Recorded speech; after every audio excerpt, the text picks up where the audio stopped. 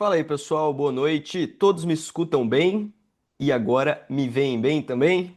Boa noite, moçada. Vamos agora, cara, para nossa última aula de revisão para o ITA dessa sequência de aqui no Zoom foram 3 aulas, né? Mas a gente teve no total de 5 aulas de revisão para o ITA. Teve uma de revisão para o IME, mas eu acho que conta pra caramba também.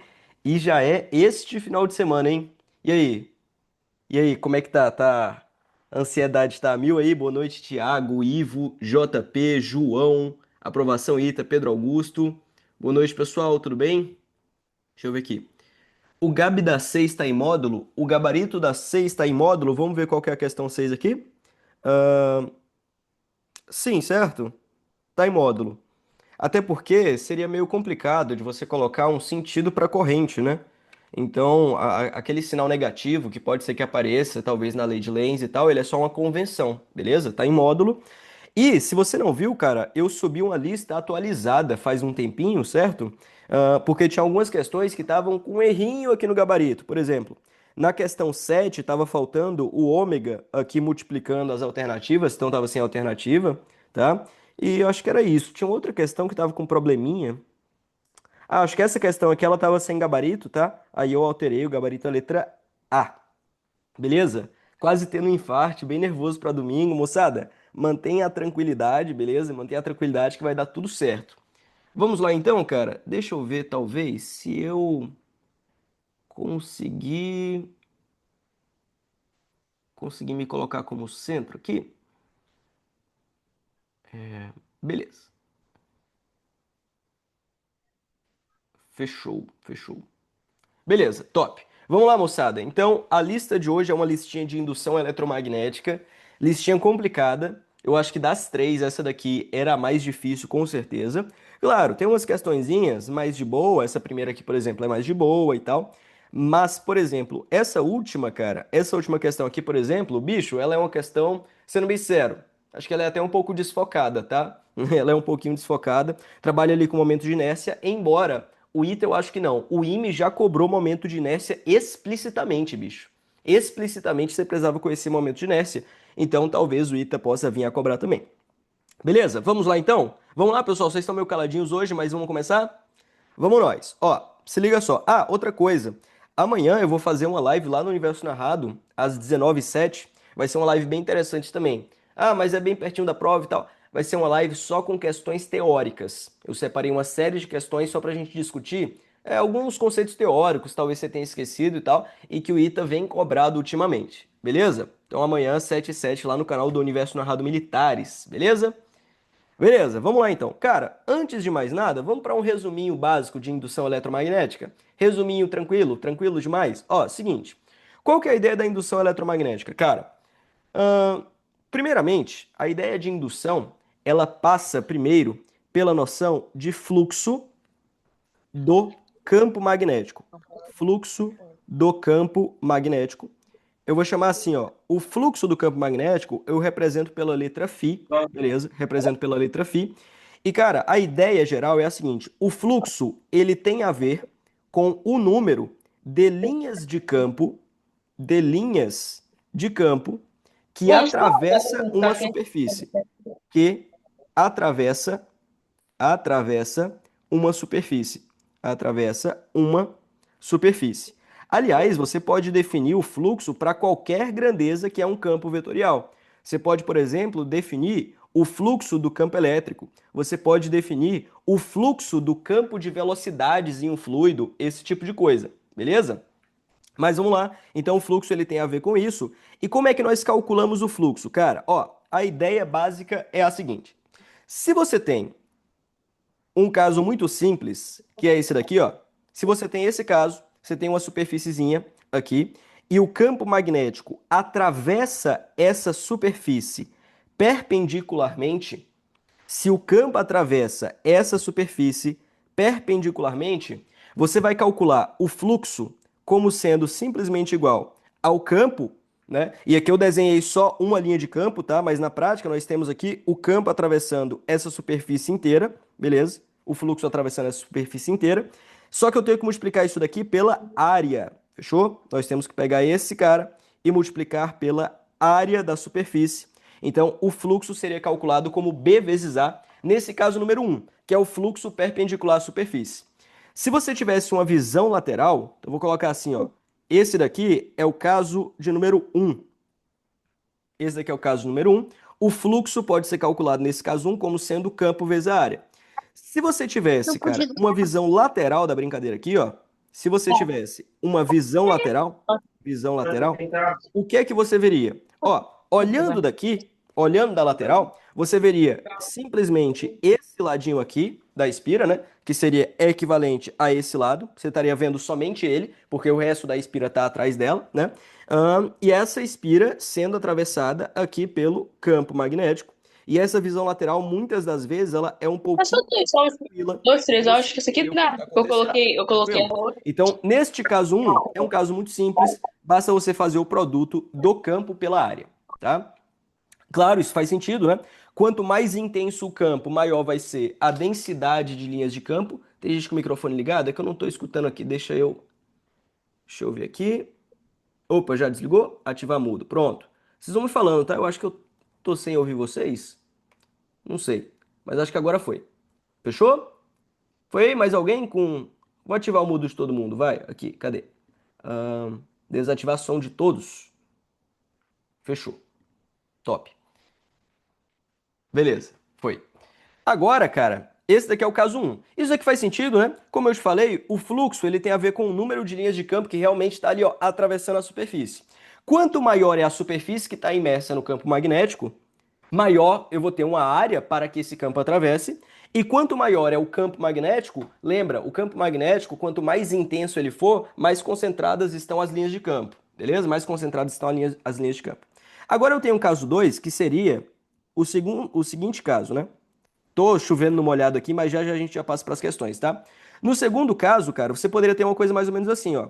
Você teria a sua área na horizontal, beleza? Por exemplo, porque é mais fácil de desenhar. Então imagina que você tem aqui a sua área na horizontal. Só que as linhas de campo magnético, elas também são horizontais. Então o campo magnético, ele é uma coisa assim, ó. O campo magnético, ele é uma coisa assim. Beleza? Campo magnético também é horizontal. Nesse caso, note que você tem o campo magnético meio que perpendicular ali à área, né? Na prática, eu poderia pensar no seguinte, ó. Nesse primeiro caso, eu tenho aqui a direção da reta normal e nesse caso eu tenho que o campo magnético é paralelo a essa reta normal. Nesse segundo caso, aqui eu tenho a direção da reta normal e nesse caso eu tenho o campo magnético perpendicular à reta normal. Moçada, nesse caso aqui, imagina que eu tenho, sei lá, vou pegar aqui um livro, ó. Imagina que eu tenho, ó, esse cara aqui seria a minha área e o campo magnético, ele está atravessando assim, ó, raspando a área. Como ele está raspando a área, não tem nenhuma linha de fato atravessando essa área da seção transversal dele, concorda? Então, neste caso de número 2, o fluxo magnético ele vale zero. Nesse caso 2, o fluxo magnético vale zero, né? O fluxo magnético vale zero. Nesse sentido, eu também poderia ter a visão lateral. A visão lateral, estou só revisando um pouquinho da teoria, ô Lucas. Lucas? Isso, Lucas. A visão lateral seria uma coisa assim, ó. Se eu olhasse daqui, eu veria só essa partezinha aqui, a minha área está para dentro, né? Então eu veria essa partezinha aqui, a minha área estaria para dentro do quadro, né? E o campo magnético assim, ó. E o campo magnético assim. Beleza? Fechou? Nesse caso, então, eu não tenho fluxo nenhum, porque eu não tenho nenhuma linha de campo atravessando justamente essa superfície. E o fluxo ele é proporcional ao número de linhas de campo. Tranquilo até aqui, pessoal? Só que eu posso ter, bicho, o caso 3, que é o caso geral. Eu posso ter o caso 3, que é o caso geral. No caso geral, eu posso ter o campo inclinado em relação a qualquer ângulo com relação à área que eu tenho. Então, por exemplo, eu poderia ter aqui a superfície, né? Poderia ter aqui, de novo, a minha superfície. Vou desenhar ela meio na vertical aqui, né? Desenhar ela meio na vertical. Só que o meu campo elétrico, magnético, na verdade, ele poderia ser uma coisa assim, ó. Se aqui eu tenho a reta normal, pode ser que eu tenha um campo inclinado, né? Pode ser que eu tenha aqui um campo magnético inclinado. E aí, nesse caso, como que eu poderia calcular esse fluxo? A ideia é a seguinte, esse caso ele é uma superposição dos outros dois. Se eu digo que esse ângulozinho aqui, por exemplo, é o ângulo θ, que ângulo é esse? É o ângulo formado entre a reta normal ao plano, a reta que forma 90 graus com o plano, e o campo magnético, eu poderia fazer assim, ó. Esse campo magnético que aparece aqui, eu poderia decompô-lo. Eu tenho uma parte dele que está nessa direção. Que parte é essa? Fazendo trigonometria, é B cosseno θ. E uma outra parte que estaria nessa direção aqui, ó, tangente ao plano, perpendicular normal, né? Essa parte aqui é B seno θ. Moçada, qual dessas duas componentes, B cosseno θ ou B seno θ, contribui para de fato atravessar a superfície? Né? Para estar ali atravessando a Cosseno. superfície. Qual delas contribui? Opa, B cosseno θ, Carlos. Essa daqui, ó, tá análoga a esse caso aqui. Ela passa raspando aqui pela superfície, mas ela não atravessa a superfície. Tudo bem? Então, nesse caso, cara, o meu fluxo do campo, ele pode ser calculado assim, ó. Eu vou ter o campo magnético vezes o cosseno de θ, beleza? Isso daqui que multiplica a área. Essa é uma das maneiras de você ver, tá? Também tem a forma de você ver como sendo a área que está sendo projetada, mas eu gosto dessa porque ela é mais fácil de você entender a princípio. Então, o fluxo magnético, de maneira geral, para um campo magnético constante, ele é calculado como sendo B vezes A vezes o cosseno do ângulo θ. Tranquilo? Beleza até aqui? Show de bola? Cara, isso daqui é basicamente o que eu falei em uma das aulas de indutores, eu acho, lá do YouTube, né? A live tá inclusive disponível aí. É uma live muito boa para você dar uma olhada, cara. Porque indutores está no programa do ITA e só foi cobrado uma vez lá em 2006. E quem sabe não aparece de novo, né? Tá no programa, uma hora eles têm que cobrar de novo. Então fica aí a sugestão. Tem. Foi? Foi? Boa. Top. Tão top. No IME foi cobrado recentemente, né? Beleza. Então esse daqui é o fluxo de campo magnético. Aí aqui, moçada, perguntinha, perguntinha. Existem três maneiras de eu variar o fluxo. Como que eu posso fazer uma variação no fluxo? De três formas. Eu posso variar o fluxo fazendo uma variação no campo magnético, posso variar o fluxo fazendo uma variação na área que esse campo magnético atravessa, ou posso variar o fluxo fazendo uma variação no ângulo, ou em outras palavras, rotacionando ali a minha área. Faz sentido?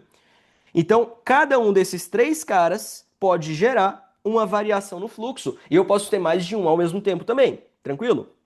E é aqui que entra a famosa, né, a famosa lei de Faraday. Lei de Faraday. Lei de Faraday, que é a lei que descreve ali a indução eletromagnética, que é a lei que descreve a indução eletromagnética. O que a lei de Faraday diz é o seguinte, vamos lá, deixa eu pensar da melhor maneira de escrever. Vou colocar assim, já colocar as duas juntas, lei de Faraday-Lenz, né? O que a lei de Faraday diz, se você lembra, é o seguinte, quando há variação de fluxo magnético em um circuito fechado, em um circuito fechado. Por que o circuito fechado? Porque eu tenho que definir alguém para ser a minha área, né? Em um circuito fechado, surge uma força eletromotriz induzida. O que é uma força eletromotriz induzida? É como se fosse uma diferença de potencial. Uma força eletromotriz induzida, que nós chamamos de epsilon induzido, que pode ser calculada como? Como que ela pode ser calculada? Pode ser calculada como essa força eletromotriz induzida em módulo, tá? E normalmente eu sempre trabalho em módulo porque o sinal é conversão, é menos a variação do fluxo com o passar do tempo. Isso é o que a lei de Faraday diz pra gente. Aliás, eu vou colocar todo mundo em módulo aqui. Beleza? E essa força eletromotriz e essa FEM, força eletromotriz, gera uma corrente, porque eu estou trabalhando com o circuito fechado. Pode ser que não gere, tá? Pode ser que não gere corrente, mas quando eu estou trabalhando com o circuito fechado, vai gerar. Gera uma corrente que, por sua vez, gera um campo que tenta atenuar a variação de fluxo. Aqui é uma coisa um pouquinho complicada de você entender, fica mais fácil de ver pelo exemplo que eu vou te dizer já já.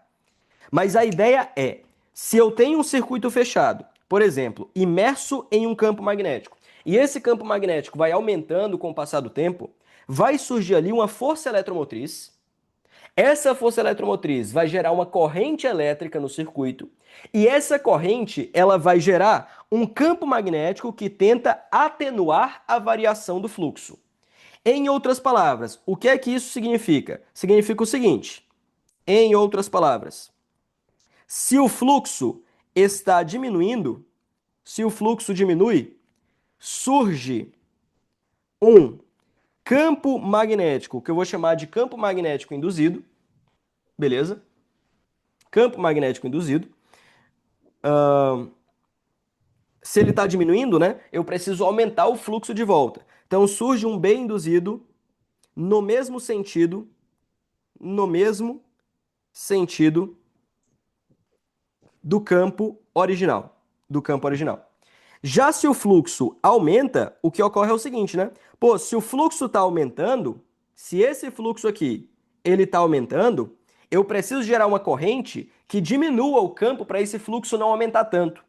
Então aqui eu vou ter, surge um campo magnético induzido no sentido oposto do campo original. Do campo original. Beleza? Ô Leonardo, tem alguns argumentos que dá para você falar sobre conservação da energia, tá? Existem alguns argumentos para isso, mas é uma lei empírica. Tudo bem? É uma lei empírica. Inclusive, a lei de Faraday é uma das equações de Maxwell. Beleza? Vou falar sobre isso, tá, aprovação aí? Então, vou falar sobre isso sim, beleza? Ó, isso daqui, posso falar gera E induzido, que gera A induzido, que gera o campo contrário. Não necessariamente o campo vai ser contrário, beleza? Vamos fazer uns exemplos que eu acho que vai ficar mais claro. Imagina que eu tenho o seguinte, ó. Se liga só. Exemplinho de número 1. Exemplinho de número 1. Imagina que eu tenho aqui uma espira circular. Eu tenho uma espira circular. E por essa espira atravessa um campo magnético que vai estar nessa direção e nesse sentido. Estou indo um pouco rápido, tá? Para a gente conseguir fazer bastantes questões. Imagina que eu tenho esse campo magnético aqui. Moçada, esse campo magnético aqui, imagina que ele é um campo magnético que está aumentando de valor. Aí eu te pergunto o seguinte, cara, se ele está aumentando de valor, o que que acontece com o fluxo? Aí basta você lembrar que o fluxo ele é igual ao campo vezes a área, nesse caso, né? Porque eu tenho um campo perpendicular à área. Então, se o campo magnético está aumentando de valor, o fluxo também vai estar, concorda? Sim ou não? Se o campo aumenta de valor, o fluxo também vai estar, já que a área ali é mantida constante. Sim ou não? Fala para mim nos comentários, sim ou não? Beleza? Sim. Se o campo aumenta, o fluxo também aumenta. Beleza? Show, show.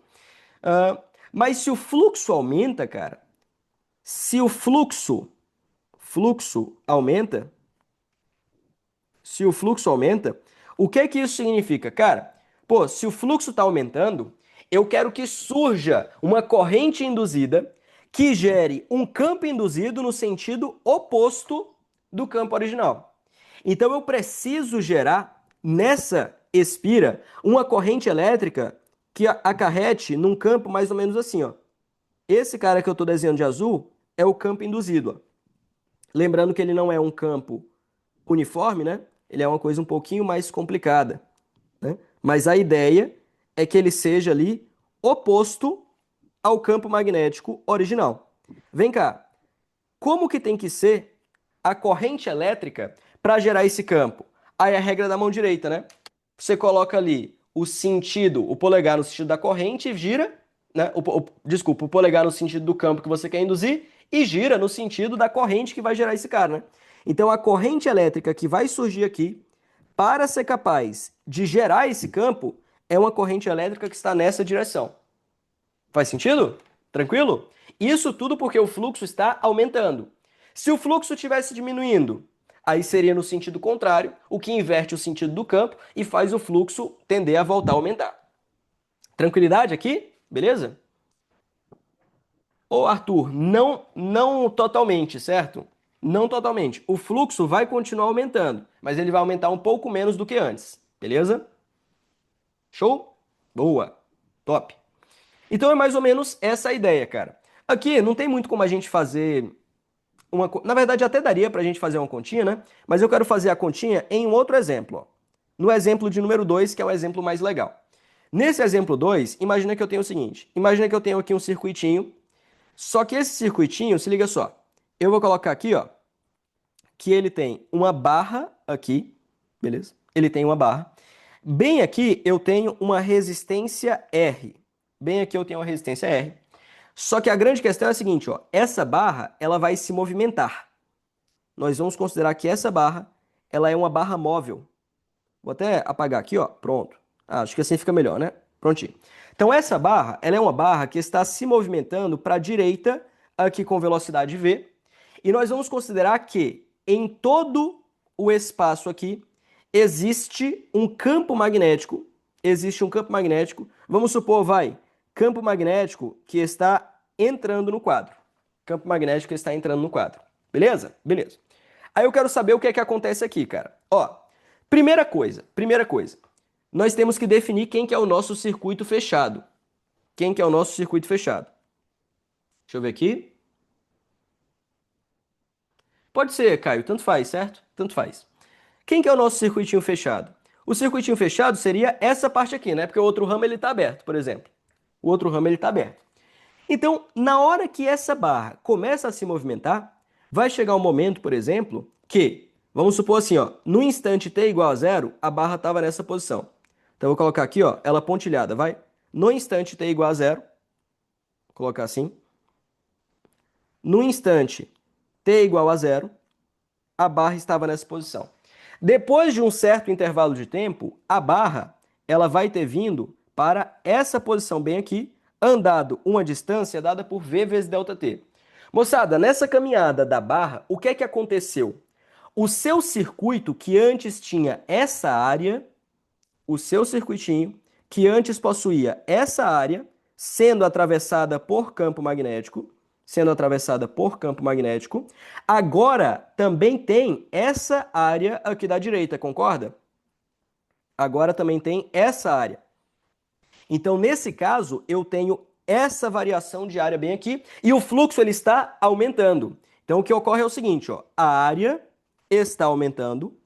Pelo fato de a área estar aumentando, o fluxo magnético também está aumentando. Moçada, se o fluxo magnético está aumentando, o campo magnético induzido, ele vai ter o mesmo sentido ou sentido oposto ao campo original? Se o fluxo aumenta, o campo induzido tem o mesmo sentido ou sentido oposto do campo original? Sentido contrário. Então vai ter que ser induzido ali um campo magnético com sentido oposto ao campo original, que eu estou chamando de B nesse meu desenho. Então, onde que vai estar o campo magnético induzido? Ele vai estar assim, ó. O campo magnético induzido, ele tem que estar nessa direção. Nessa direção. Opa! Nessa direção, com o sentido oposto ao original. Para ele estar nessa direção, saindo do quadro, o que é que ocorre? Ele tem que, né, a corrente elétrica tem que girar em qual sentido? Tem que girar nesse sentido aqui, ó. Então, a corrente elétrica, ela vem por aqui, vai vir por aqui, né? Vai vir por aqui, desce assim, e vai fazer este caminho, que seria o caminho o quê? Caminho anti-horário, confirma? Caminho anti-horário. Beleza? Que tal a gente calcular o valor dessa corrente, pode ser? Para calcular o valor dessa corrente, cara, a primeira coisa que nós temos que fazer é calcular o valor da força eletromotriz induzida, que nada mais é do que a variação do fluxo com o passar do tempo. Só que o fluxo, cara, ele é igual ao campo vezes a área, nesse caso muito bobinho. Isso daqui dividido pelo ΔT. Como o campo magnético externo é constante, esse cara vai ser assim, ó, B vezes ΔA sobre ΔT. Só que vamos calcular quem que é esse tal desse ΔA. Então aqui ó, apareceu o A, aqui apareceu o ΔA. O campo magnético externo é um campo magnético constante. Aí vamos lá, aqui vai ficar assim, ó, B vezes. Quem que é o ΔA? Cara, o ΔA nesse caso vai ser assim, ó, vai ser esta área. Quanto que vale essa área? Vou dizer que a barra tem um comprimento L. A área vai ser igual a L vezes V ΔT. O que é isso? Seria base vezes a altura desse retângulo, dividido pelo próprio ΔT. Dividido pelo próprio ΔT. Aí aqui corta, e você vai achar o seguinte, a força eletromotriz induzida é igual a B vezes L vezes V. Esta é a força eletromotriz induzida nessa barra. Tranquilo? Beleza? Como é que você poderia calcular a corrente? Cara, essa força eletromotriz, ela funciona como se fosse uma bateria no circuito. Então, a corrente elétrica, basta você pegar o valor da força eletromotriz, seria a DDP, e dividir pelo valor da resistência. Então, essa daqui é a corrente elétrica no circuito. Tranquilo? Beleza? O que aconteceria se não tivesse essa resistência no circuito? Arthur, se não tivesse a resistência, você cairia num problema de consistência teórica, tudo bem? Então, você acharia uma coisa muito esquisita aqui, que seria uma força eletromotriz ao longo desse caminho aqui, sendo que ele é um caminho de fio liso, como é que pode? Então, a resposta é, o circuito tem que ter resistência. Ah, mas e se não tiver? Se não tiver, é porque ele não representa bem algo do mundo real, porque não existe nada com zero resistência, tudo bem? Beleza?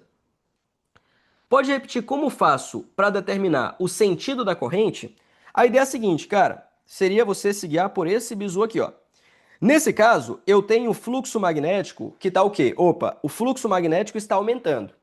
Então, o campo induzido tem que estar no sentido oposto do campo original.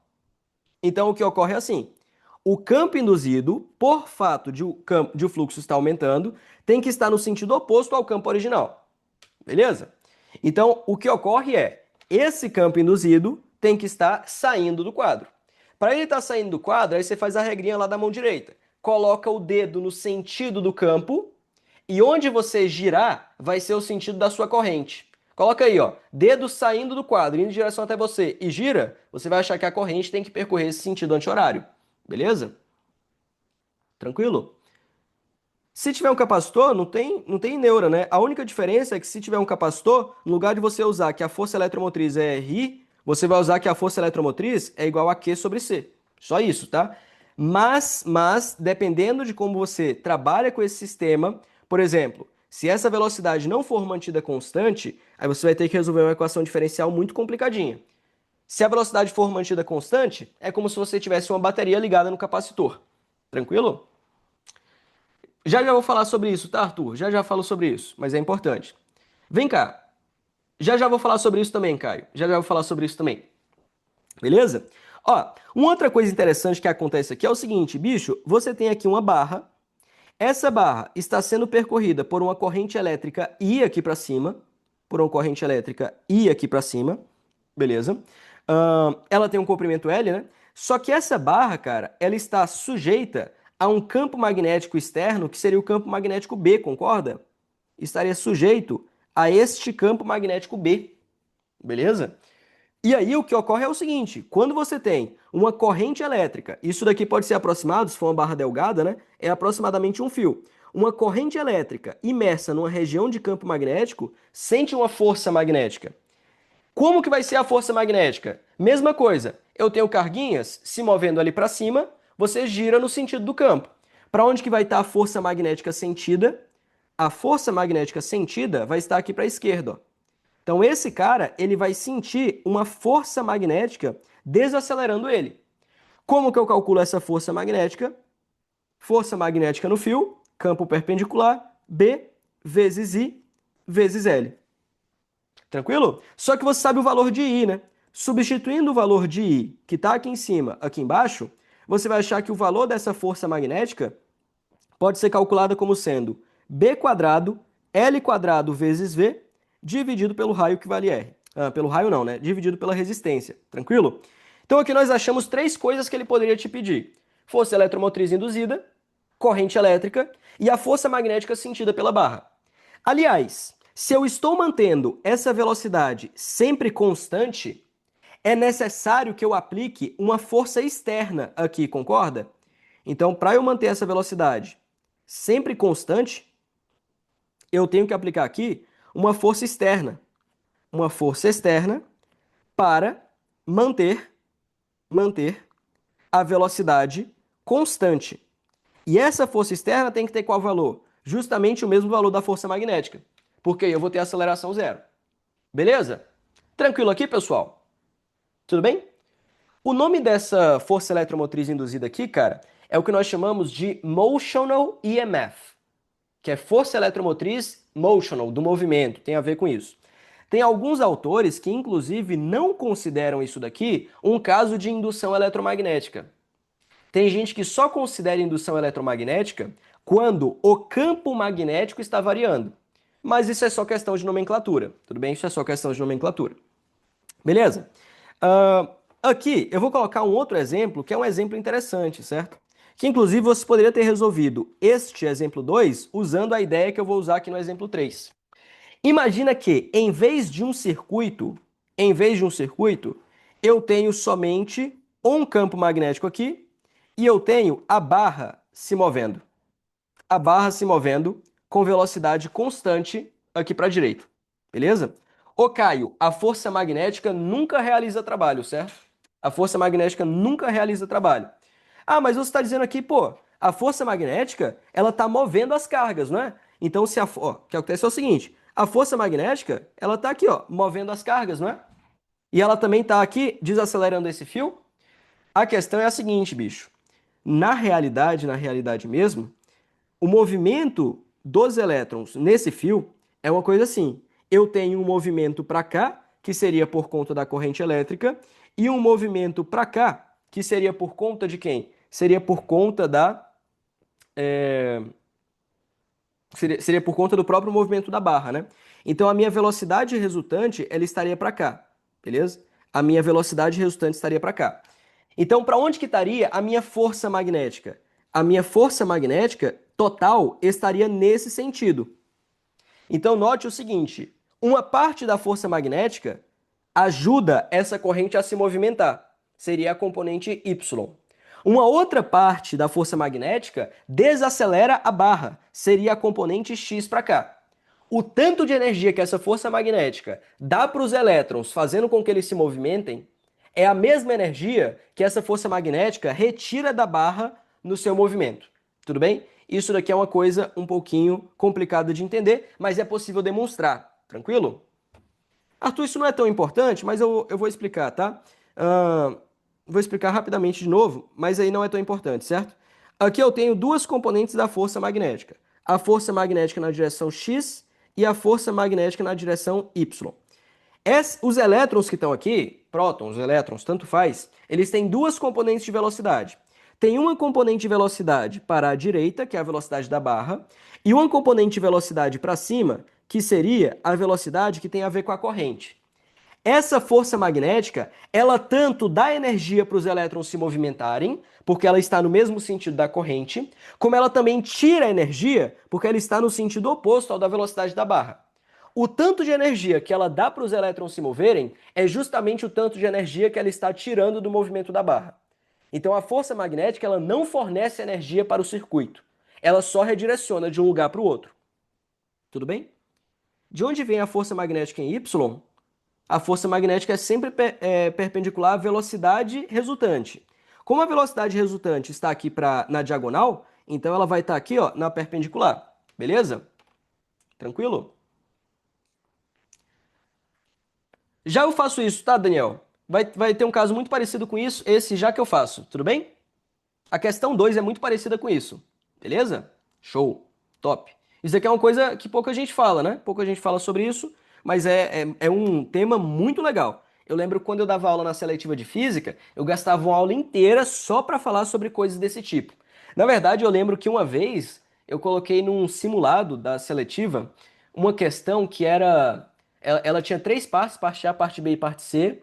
Uma das partes chamava-se Magnetic Forces Do No Work.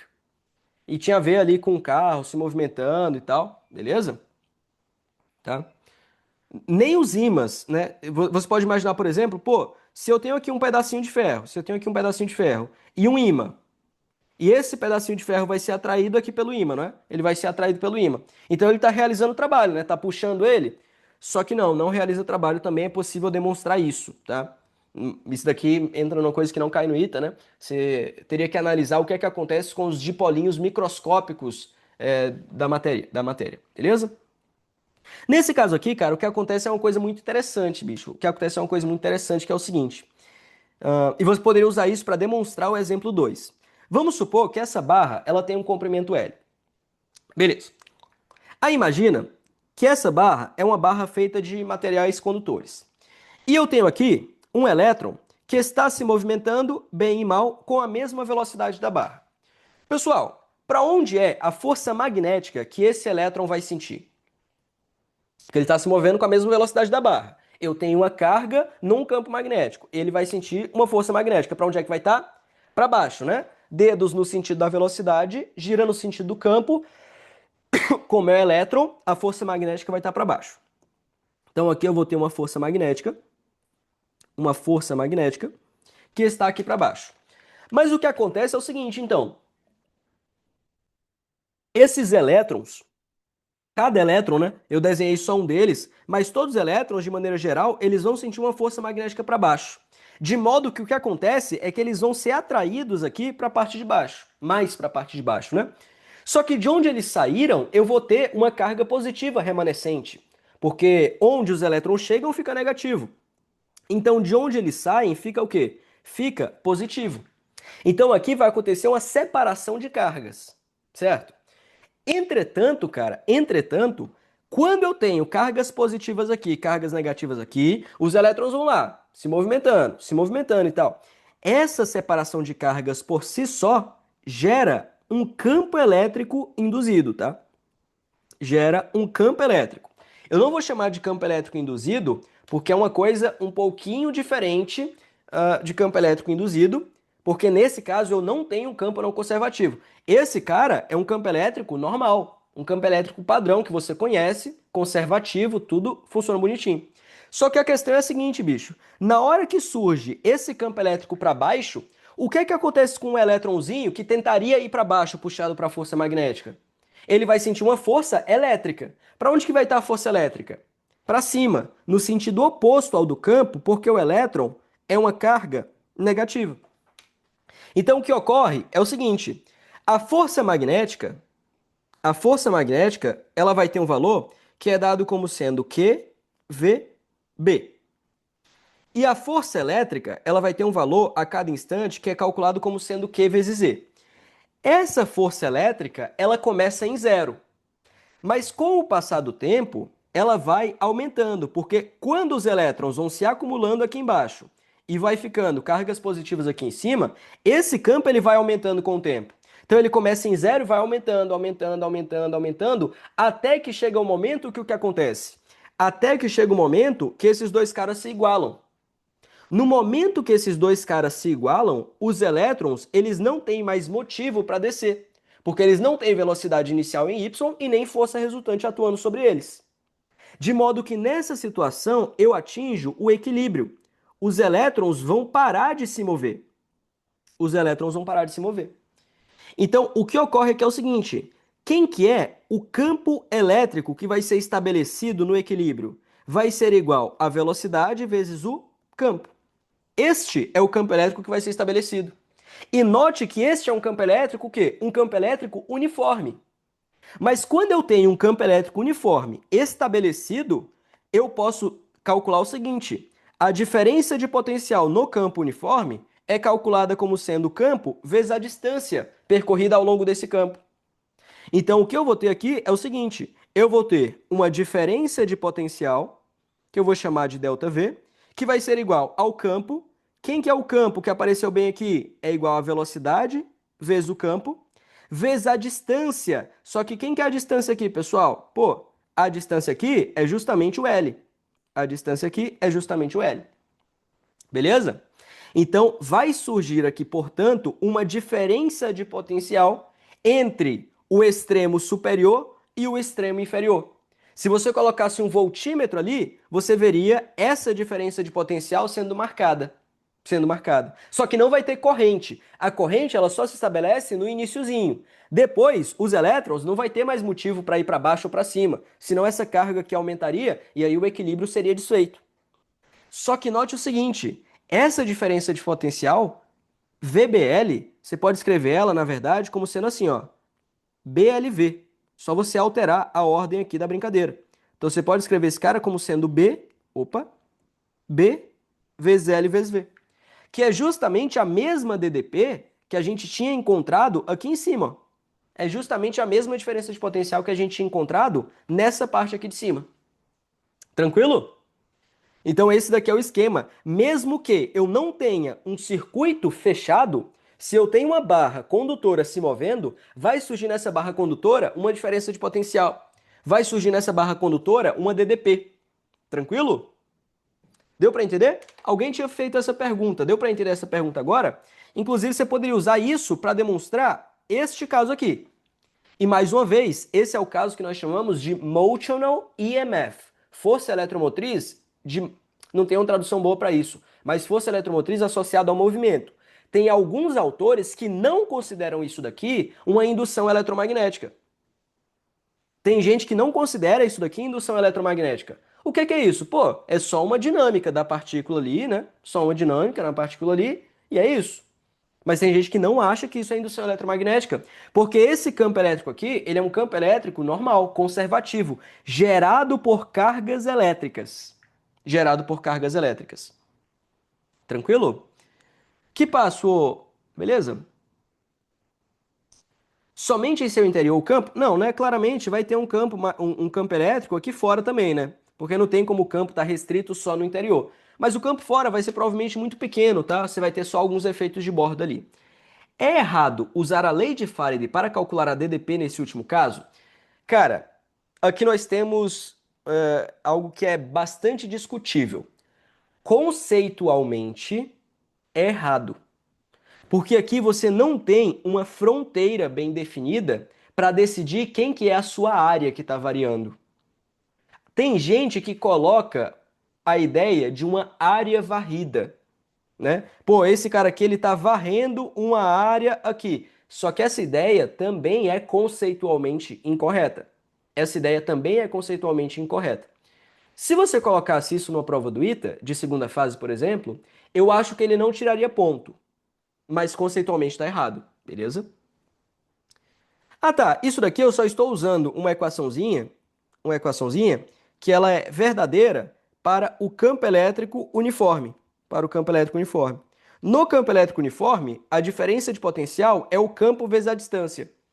Aí eu substituí aqui, ó, a distância, quem que é a distância? Opa, a distância é o comprimento da barra. E quem que é o campo elétrico? Acabei de demonstrar. O campo elétrico é o campo vezes a velocidade. Tudo bem? Tranquilinho? Pô, essa matéria é super legal, cara. Essa matéria é super legal. Exatamente, Daniel. No caso que você falou, o campo não seria uniforme. Vamos fazer o caso que você mencionou? Vamos fazer o caso que o Daniel mencionou agora? Olha só. Ah, vamos lá. Ó, no exemplo, no exemplo 4 que eu vou fazer aqui, e eu não ia fazer ele, tá? Eu vou fazer só porque o Daniel falou. Mas o exemplo 4, cara, ele é muito igual ao exemplo 2. Ele é a mesma coisa do exemplo 2, tá? Então, o exemplo 4, ele tem a ver com a questão 2 do material. Então, eu não vou fazer a questão 2 por eu estar fazendo o exemplo 4, tá? Então, se liga só. Nesse exemplo, cara, no lugar de a gente pegar uma barra que está se deslocando no sentido de transladar, nós vamos pegar uma barra que ela está se movendo assim, ó. Deixa eu pegar aqui a barra, beleza? E eu vou colocar essa barra rotacionando. Deixa eu ver se consigo, talvez, puxar assim, ó. Opa, cadê? Beleza. Vou pegar uma barra e vamos supor que essa barra ela está rotacionando em torno de um certo pivô bem aqui. Então essa barra, ela está assim, ó. Ela está rotacionando. Então aqui eu tenho uma velocidade angular ômega. Beleza? Fechou. Cara, qual que é o grande lance qual que é o grande lance desse cenário, né? Qual que é o grande lance desse cenário? O grande lance é o seguinte. O grande lance é o seguinte. Nós temos aqui elétronzinhos também pertencentes a esta barra. Então nós temos aqui elétrons pertencentes a esta barra. Beleza? Beleza. Daí, né, que nós podemos dizer o seguinte. Estes elétrons, por estarem imersos em uma região de campo magnético, eles vão sentir uma força magnética. A velocidade dos elétrons, ou pelo menos de um elétron, que está aqui a uma certa distância r, vale quanto? Essa velocidade, lá pelas equaçõezinhas do movimento circular, vale ômega-r. Essa é a primeira diferença em relação ao exemplo anterior. Que diferença é essa? Aqui, todos os elétrons tinham a mesma velocidade. Aqui, cada elétron vai ter uma velocidade diferente. Moçada, para onde é que vai estar a força magnética sentida por esse elétron? Para onde que vai estar a força magnética sentida por esse elétron? Para onde é que ela vai estar? V, vetor B, vai estar para baixo, né? Então, esse cara vai sentir uma força magnética que vai estar aqui para baixo. Do mesmo jeitinho que esse cara aqui também sentiu uma força magnética para baixo, tá? Nesse momento, então, ele sente uma força para baixo. E se você prestar bastante atenção, cara, isso significa dizer que estes elétrons, então, você pode se colocar no referencial da barra se quiser também, tá? Mas esses elétrons, eles vão, então, se acumular aqui em regiões mais baixas. E as regiões de onde eles saíram vão ficar mais positivas aqui para cima. Aqui eu estou só representando, tá? Na prática, essas cargas negativas e positivas, elas acabariam se distribuindo ao longo de toda a barra. Mas eu estou representando a polarização dessa maneira. Porque, mais uma vez aqui, vai surgir o quê? Vai surgir um campo elétrico induzido. E esse campo elétrico induzido vai gerar uma força elétrica que vai estar aqui para cima. Que vai estar aqui para cima. E o que ocorre? Quando que esses elétrons vão parar de se movimentar para baixo? Eles vão parar de se movimentar para baixo no momento em que essas duas forças se anularem. Então vamos calcular aqui, ó, no equilíbrio. No equilíbrio, o que é que eu tenho que ter? Eu tenho que ter a força magnética Q vezes V vezes B, anulando a força elétrica, que é igual a Q vezes E. Essa carga vai embora com essa carga, e você vai achar uma coisa interessante. O campo elétrico que vai ser formado nesse caso, ele vai ser calculado como sendo ômega B vezes R. Ele não é mais um campo uniforme. Quanto mais longe eu estou do centro, maior vai ser o valor desse Rzinho aqui. Maior vai ser o valor desse Rzinho. Tranquilo? Esse é um campo elétrico não uniforme. É um campo elétrico não uniforme. Então, se eu for querer calcular a diferença de potencial nos extremos da barra, eu não posso mais usar a expressão E vezes L. Por quê? Porque o campo elétrico, ele não é mais uniforme. O campo elétrico, ele não é mais uniforme. Beleza? Para você fazer isso, então, você moralmente teria que fazer o quê? Teria que fazer uma integral do campo em função da distância. E vezes dl. Só que isso daqui, cara, nada mais é do que a área do gráfico. Então, se você fizer uma coisa assim, ó, como que vai ser o gráfico desse cara? Opa, eu vou ter aqui o campo elétrico em função da distância r ao centro. Aqui eu vou ter a distância r. E eu vou ter um campo que varia assim, ó, até chegar no valor L, que seria o comprimento da barra, onde eu vou ter um campo ômega b r, onde eu terei um campo ômega b vezes r. A área desse gráfico é quem vai me dar a diferença de potencial. Quem que vai ser essa diferença de potencial? Quem que vai ser essa diferença de potencial? Base vezes altura sobre 2. Tranquilo? Então, neste caso, eu também terei uma diferença de potencial, que é calculada como sendo ômega b L ao quadrado sobre 2. E é exatamente essa ideia que você usa para resolver a questão 2 da lista. Tranquilinho? Show? Explica de novo, qual parte? Qual das partes? Top? Boa, Daniel. Era essa a sua dúvida, né? Acho que era essa a sua dúvida, né? Top, boa, bom demais, bom demais. Beleza? A parte de quando colocou o campo induzido, essa parte, cara, é a mesma coisa da vez anterior, pô. A mesma coisa da vez anterior. Os elétrons, eles vão sentir uma força magnética puxando eles em direção ao centro. Então, eu vou ter um acúmulo de elétrons aqui na parte de baixo. E esses elétrons, vieram de onde? Eles vieram das partes mais de cima. Então, essas partes de onde os elétrons saíram fica positivo. Mas aí eu vou ter um acúmulo de cargas positivas na parte de cima e um acúmulo de cargas negativas na parte de baixo.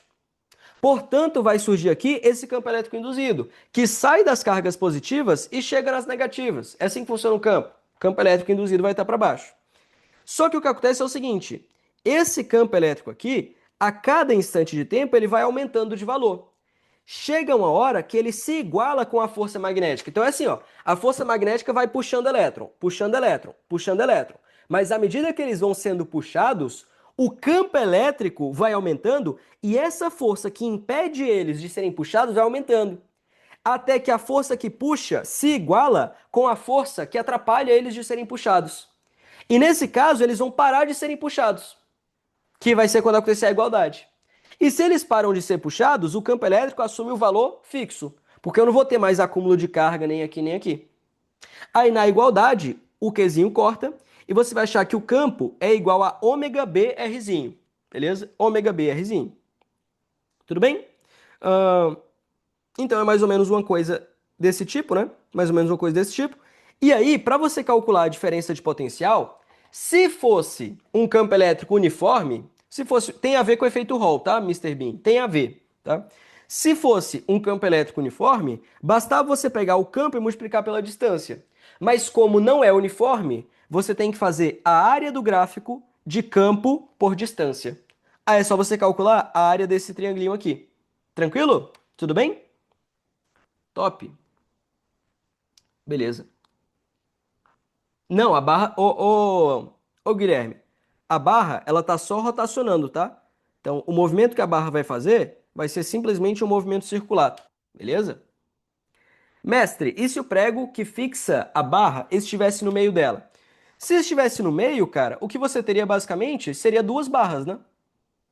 Se você tivesse o prego no meio, você poderia considerar como se eu tivesse uma barra aqui em cima, de comprimento L sobre 2, e uma barra aqui embaixo, de comprimento L sobre 2. Beleza? Aí você poderia calcular a diferença de potencial tanto aqui em cima quanto aqui embaixo. Mas eu acho que nesse caso, entre os extremos da barra seria zero. Tudo bem? Entre os extremos da barra seria zero. Beleza? Pode mudar algo no campo caso a partícula ou o item esteja em velocidades próximas à da luz? Cara, eu acho que sim. Eu nunca pensei sobre isso, certo? Mas eu acho que não vai cair isso no item. Eu acho que não. Tudo bem? Eu nem sei o que mudaria exatamente. O VT não estaria errado por um motivo muito simples. Esse campo elétrico, ele é um campo elétrico linear. Como ele cresce linearmente, você poderia pegar simplesmente, ó, o valor médio dele, que seria ômega BL sobre 2, e multiplicar esse cara pelo comprimento. Beleza? Movimento cônico? Ah, tá. Se fosse um movimento assim, né? Se fosse um movimento assim, aí tudo depende de como que o campo magnético ele vai estar, né? Você teria que pegar uma componente da força magnética, possivelmente, certo? Eu acho que seria algo assim. Tem uma questão no TC do Cadu que fala sobre isso. Tudo bem? Eu acho que é. Não lembro exatamente como resolve essa parte. Mas eu acho que é uma ideia similar, né? Se você tivesse um cara se movendo assim, a velocidade dos elétrons estaria assim, né? E se você tivesse um campo magnético, por exemplo, para onde o campo magnético? Vamos supor que o campo magnético está para cima. Aí você faz V vetorial B, você teria que os elétrons, eles sentiriam uma força magnética para cá. Beleza? Só que você teria que pegar somente a componente nessa direção aqui, ó. Então você teria que fazer a decomposição nessa direção. Tranquilo? Seria uma coisa mais ou menos assim. Quer fazer? Vamos fazer, vai. Não tem mais nada melhor para fazer mesmo? Exemplo 5, vai. Exemplo 5. Se eu tivesse uma barra, se eu tivesse uma barra assim, ó. se movendo assim, né? Acho que é isso que você quis dizer. E essa barra, ela está se movendo em um movimento que é um pêndulo cônico. Então ela está se movendo mais ou menos assim com esse ômega. A ideia é basicamente a mesma, cara. Esse elétronzinho aqui, por exemplo, pô, um elétronzinho que está aqui, ele vai estar com a velocidade, nesse caso aqui, vai ser uma velocidade saindo. Vai ser uma velocidade saindo, né? Então faz a regra da mão direita, imaginando que... Caramba, mas nesse caso, vamos considerar que o campo está, por exemplo, aqui, ó. Que o campo magnético está assim, por exemplo. Faz V vetorial B, o campo ou a força magnética, ela vai estar para cá, ó. A força magnética vai estar nessa direção, concorda? Só que se esse ângulozinho aqui é θ, onde que vai aparecer esse ângulo θ também? Né? Esse ângulo aqui é 90 menos θ, né? Então, vamos fazer, vai. Esse ângulo aqui, ele é 90 menos θ, beleza? Então você teria que pegar somente a componente da força magnética que está nessa direção, ó. Então eu teria essa componente aqui. Vou chamar de Fm na direção R. Quem que seria esse Fm na direção R? Seria igual a força magnética vezes o cosseno de 90 menos θ. O cosseno de 90 menos θ.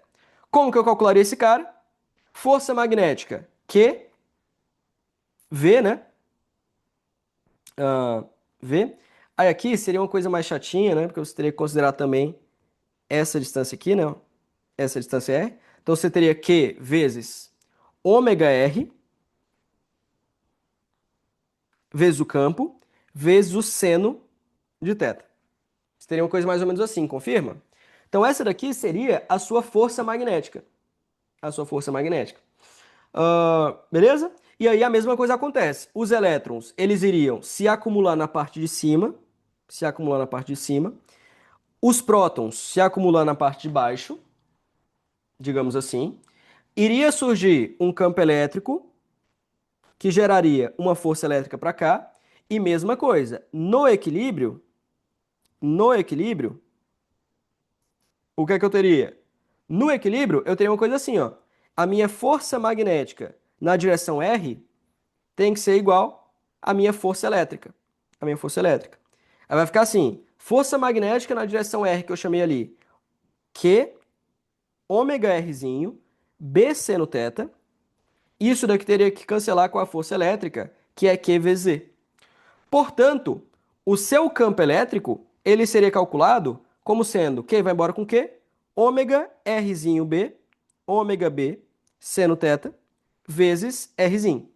Tranquilo? Exatamente, Edward. Só surge por conta disso, beleza? Vem cá, nesse caso, seria só eu fazer a conta do campo elétrico integrando o campo elétrico em função de R? Seria só isso? O campo elétrico ele está para cá, ô Pedro. O que eu desenhei aqui foi a força elétrica, tudo bem? Eu desenhei aqui a força elétrica, mas o campo, sim, ele está sempre no sentido oposto ali, tudo bem? O θ varia? O θ não varia não, certo? O θ é o mesmo, né? Você tem ali a barra, ó.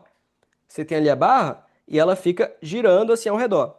A questão é a seguinte, cara. Se você quiser calcular a diferença de potencial entre os extremos da barra, você vai ter que pegar, né? Você vai ter que pegar ali, você vai ter que integrar o caminho também ao longo da barra.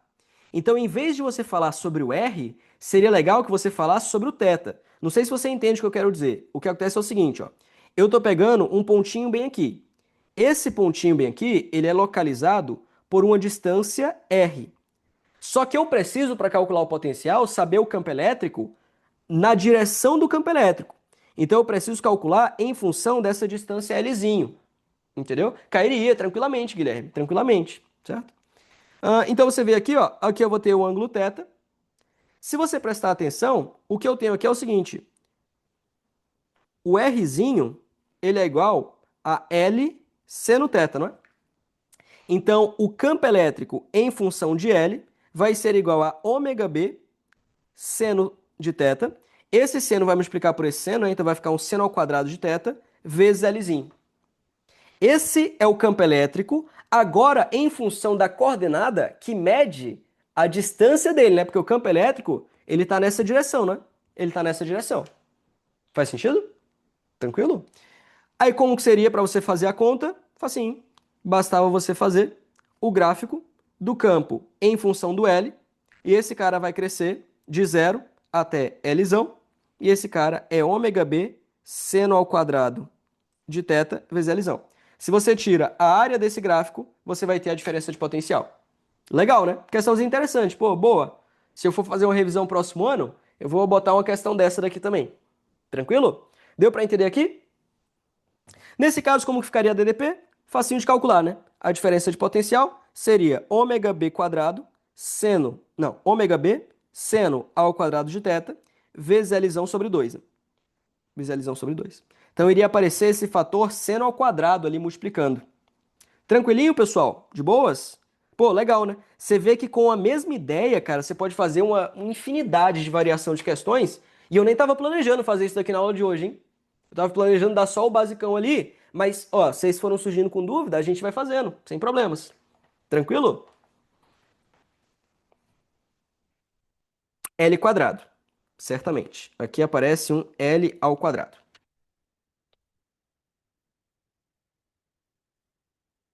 Não haveria DDP entre as extremidades da barra? Eu acho que não, certo? Porque essa daqui estaria girando para cá, essa daqui para cá. V vetor B, esse cara seria atraído para cá, esse cara seria atraído para cá. Aqui se acumulariam cargas negativas e aqui cargas positivas. Eu acho que por simetria não teria diferença de potencial entre esse cara e esse daqui. Por simetria, essa DDP não existiria. Tudo bem? Mas o L varia. O L é só uma coordenada que eu coloquei aqui. O L é essa coordenada. Você podia chamar de x se quisesse. Ó. X. Aí o R seria x seno θ. Aí aqui eu teria o campo elétrico em função dessa coordenada x, seria assim. Aí esse x, ele varia de onde? Varia desde 0 até ele ser igual ao comprimento total da barra, tudo bem? Tinha o Lzinho e tinha o Lzão. Lzão é o comprimento total da barra. O Lzinho agora eu chamei de x, tudo bem? Como calcular o campo elétrico gerado por indução magnética na última questão? Existe, tá? Existe sim. É uma coisa um pouquinho mais esticada, mas dá sim, beleza? Boa, boa, Guilherme. Top. Então é isso, cara. Só tem mais um detalhe que eu queria falar, mas eu vou falar ele ao longo das questões, certo? Vamos resolver agora as questões? Vamos lá. Vocês querem pedir alguma específica, já que a gente gastou um tempinho aqui, né? Ó, essa 2 aqui, eu vou considerar que ela foi feita. Essa 2 eu vou considerar que ela foi feita. Vocês querem pedir algum específico? Vamos fazer umas mais tranquilinhas, ó. Vamos começar com essa aqui. Você vai ver, cara, a maioria das questões aqui, ó, a maioria das questões elas saem, tipo, linhas, né? 2 linhas, sei lá. Por exemplo, vamos ver essa daqui.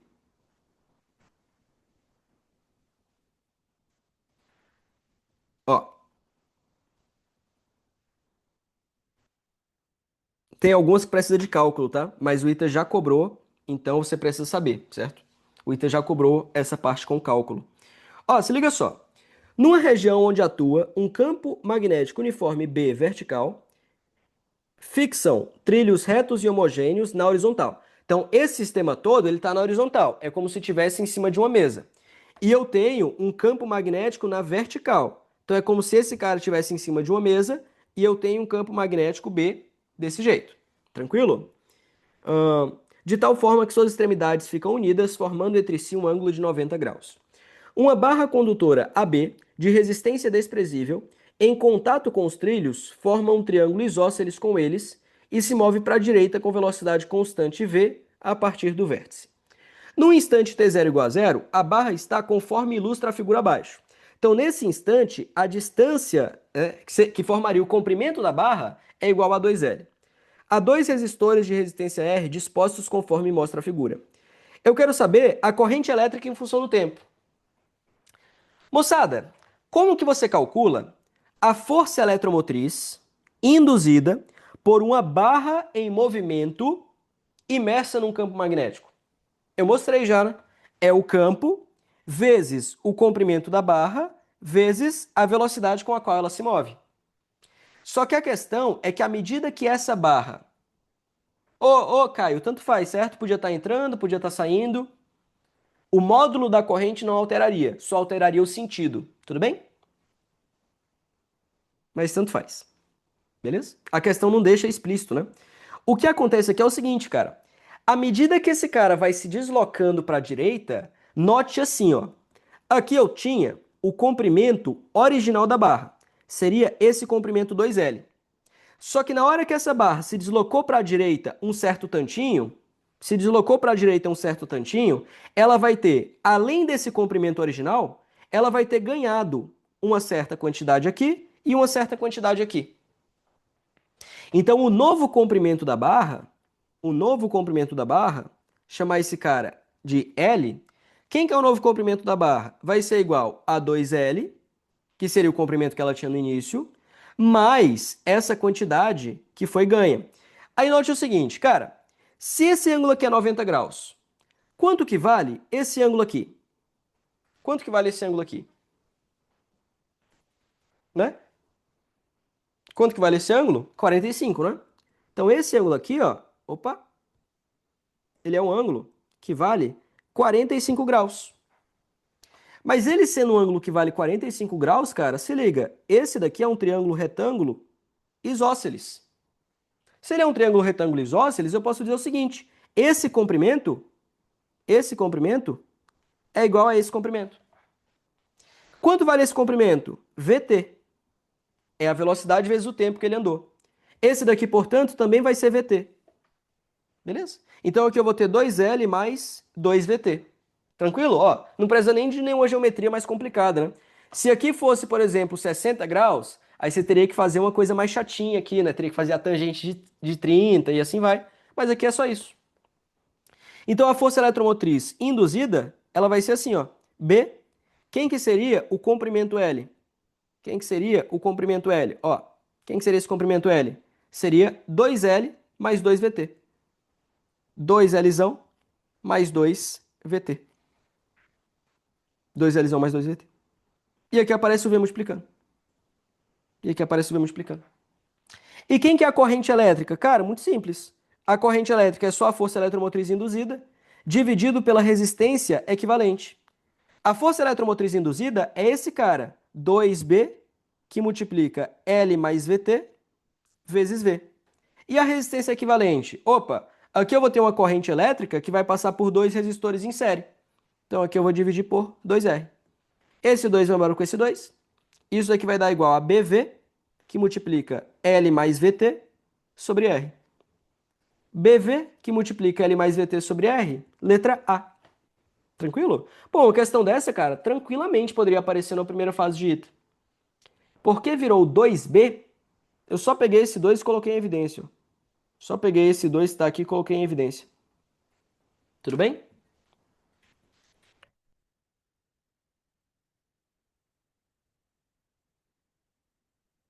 Ô Henrique, eu recomendo o Griffiths, o Moisés e o Competitive Physics. E se a velocidade formasse um ângulo θ com a horizontal, daria para resolver? Se a barra tivesse inclinada? Daria, né? Ô, Caio, o único problema aqui realmente, né? O problema... Isso daqui vai sempre ser verdade. Se a velocidade formasse um ângulo θ com a horizontal, você teria só um problema de cinemática. O que importa é você descobrir qual que é o comprimento da barra que está fechando o circuito em cada instante de tempo. Tudo bem? Se tivesse inclinado, teria uma cinemática mais chatinha, né? Essa barra poderia estar inclinada, ó. Poderia ter uma barra inclinada. Ia ser uma coisa mais chatinha, de você ver qual que é o comprimento. Mas aí você pega um instante de tempo, pega um instante de tempo logo depois e vê, né, quais são as relações ali. Beleza? Tudo bem? Top. Faz a 5, deixa eu ver a 5, vai. Então essa daqui, 3, matamos. Pessoal, essa 4 aqui, eu vou considerar que ela está morta também, tá? Porque ela tem o link para a resolução dessa questão 4. Então essa questão 4, ó, tem o link para a resolução dela aqui. Então eu vou considerar que a 2 foi feita, porque ela é a mesma coisa do exemplo 2. A 3 foi feita, A 4 foi feita. Pediram para fazer a 5? Vai, vamos fazer a 5 então. Essa 5 é legal. Essa 5 é interessante. Vamos lá. Essa 5 também poderia cair tranquilamente no ITA, né? Se já não tiver caído, porque eu tenho a lembrança de ter aparecido algo parecido com ela em algum momento. Vamos lá. E vocês podem pedir questão, tá? Pessoal, hoje eu vou até às 9 aqui, certo? Então, vocês podem pedir questão à vontade aí. Ó,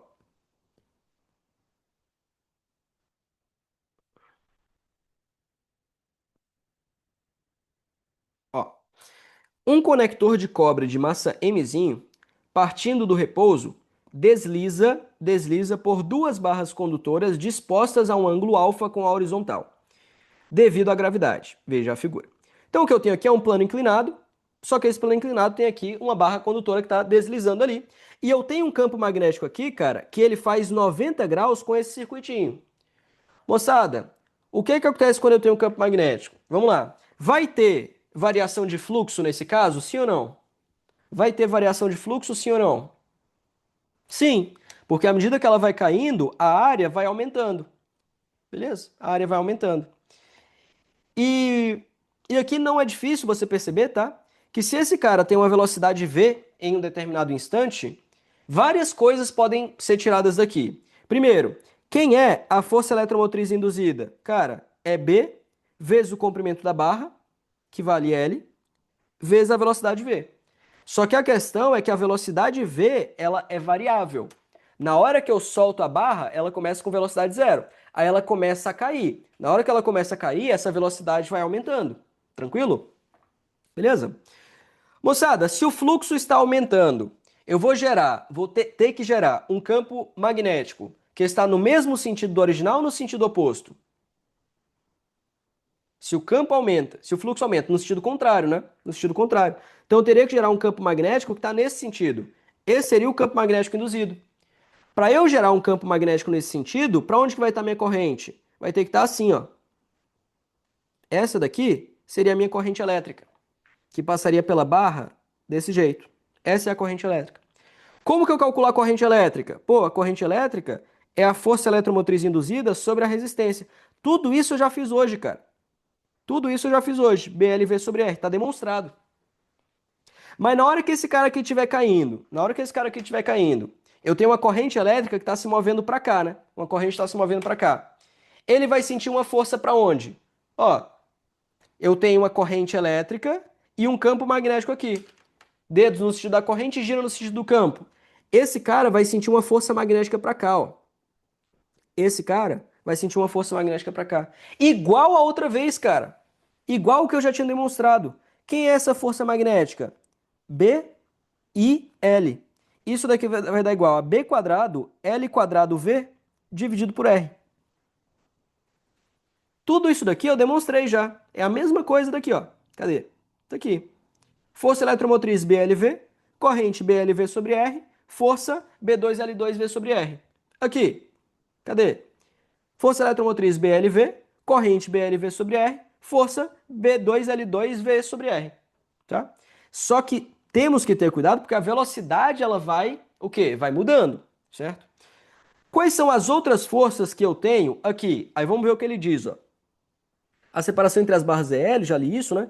A resistência das barras, do conector e dos contatos, bem como a autoindutância do circuito, são desprezíveis.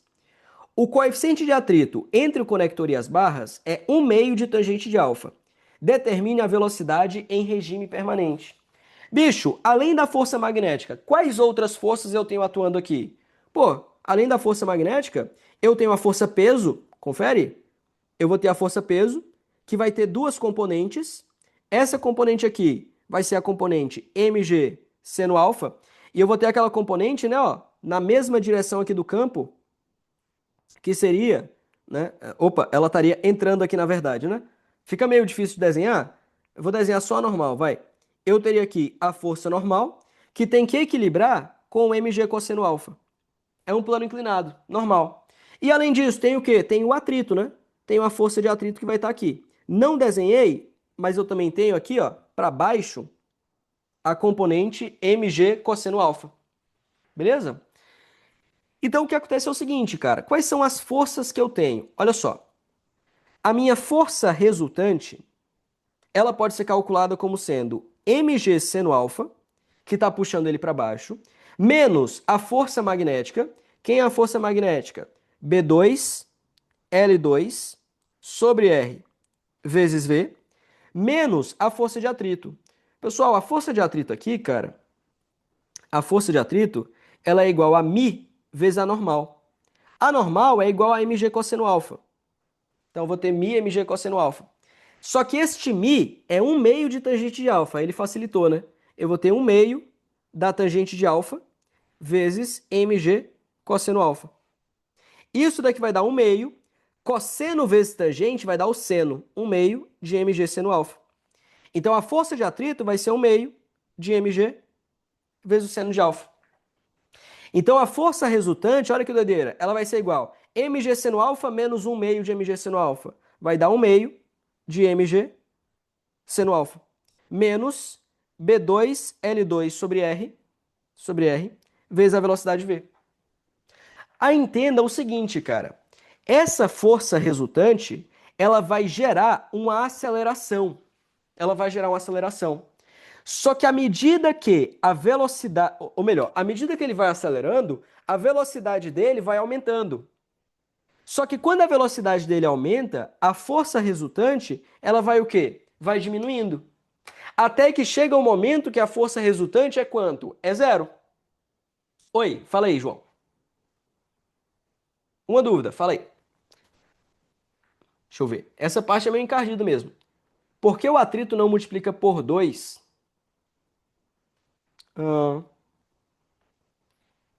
Coeficiente de atrito entre o conector e as barras. Porque eu já estou considerando que a normal é a normal do cara inteiro. O que acontece é o seguinte, na hora que a barra ela está descendo aqui sobre os trilhos, o que é que eu teria? Se você quiser considerar por 2, eu teria metade da normal para cá e a outra metade para cá. Aí apareceria aqui mg, não seria para cá, né? Seria inclinado. Seria assim. Aqui eu teria mg cosseno alfa sobre 2 e aqui eu teria do outro lado mg cosseno alfa sobre 2. Tranquilo? Então você pode pegar o mg cosseno alfa sobre 2, que está aqui, e multiplicar por 1/2 de tangente de alfa. Aqui, mg cosseno alfa sobre 2 e multiplicar por 1/2 da tangente de alfa.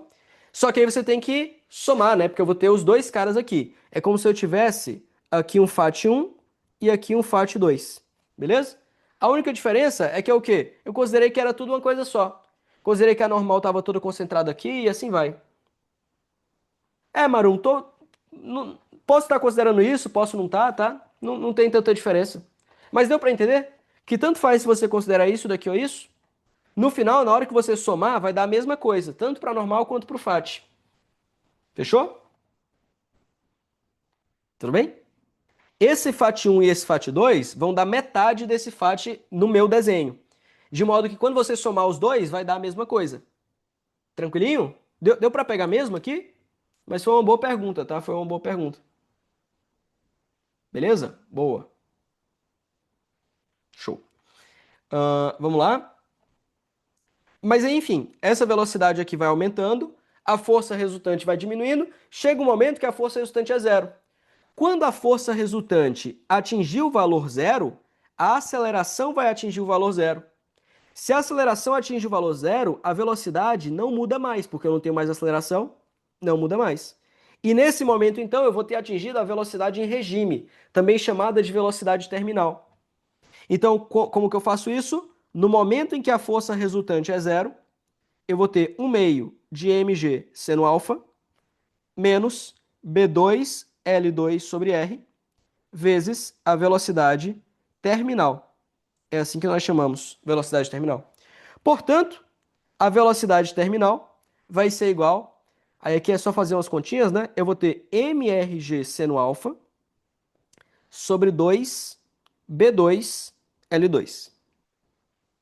Confere? Então essa daqui vai ser a velocidade terminal nesse caso. Tudo bem? Tranquilinho? mRg seno alfa sobre 2 B2 L2. Questãozinha legal, né? Daria para calcular a potência dissipada? Cara, a potência dissipada, deixa eu pensar. A potência dissipada, ela varia, né? Ela vai variando a cada instante de tempo. Daria, né? A potência dissipada a cada instante de tempo seria igual a menos a força vezes a velocidade, né? Ou então, se você quiser, R vezes I quadrado, né? Se você quiser, R vezes I quadrado. Só que a questão, cara, é que se você for calcular isso daqui, a corrente vai variando a cada instante de tempo. Então você teria que resolver uma equação diferencial, tá? Que equação diferencial seria essa? Você teria que escrever que esse cara é igual a MA, escreve A como dv dt, acha a velocidade. Achando a velocidade, você acha a corrente elétrica por essa equação. Aí você faz RI quadrado. Mas sem cálculo não dá, certo? Sem cálculo não dá. Nesse caso, você teria uma coisa exponencial, tá? Você teria uma coisa exponencial.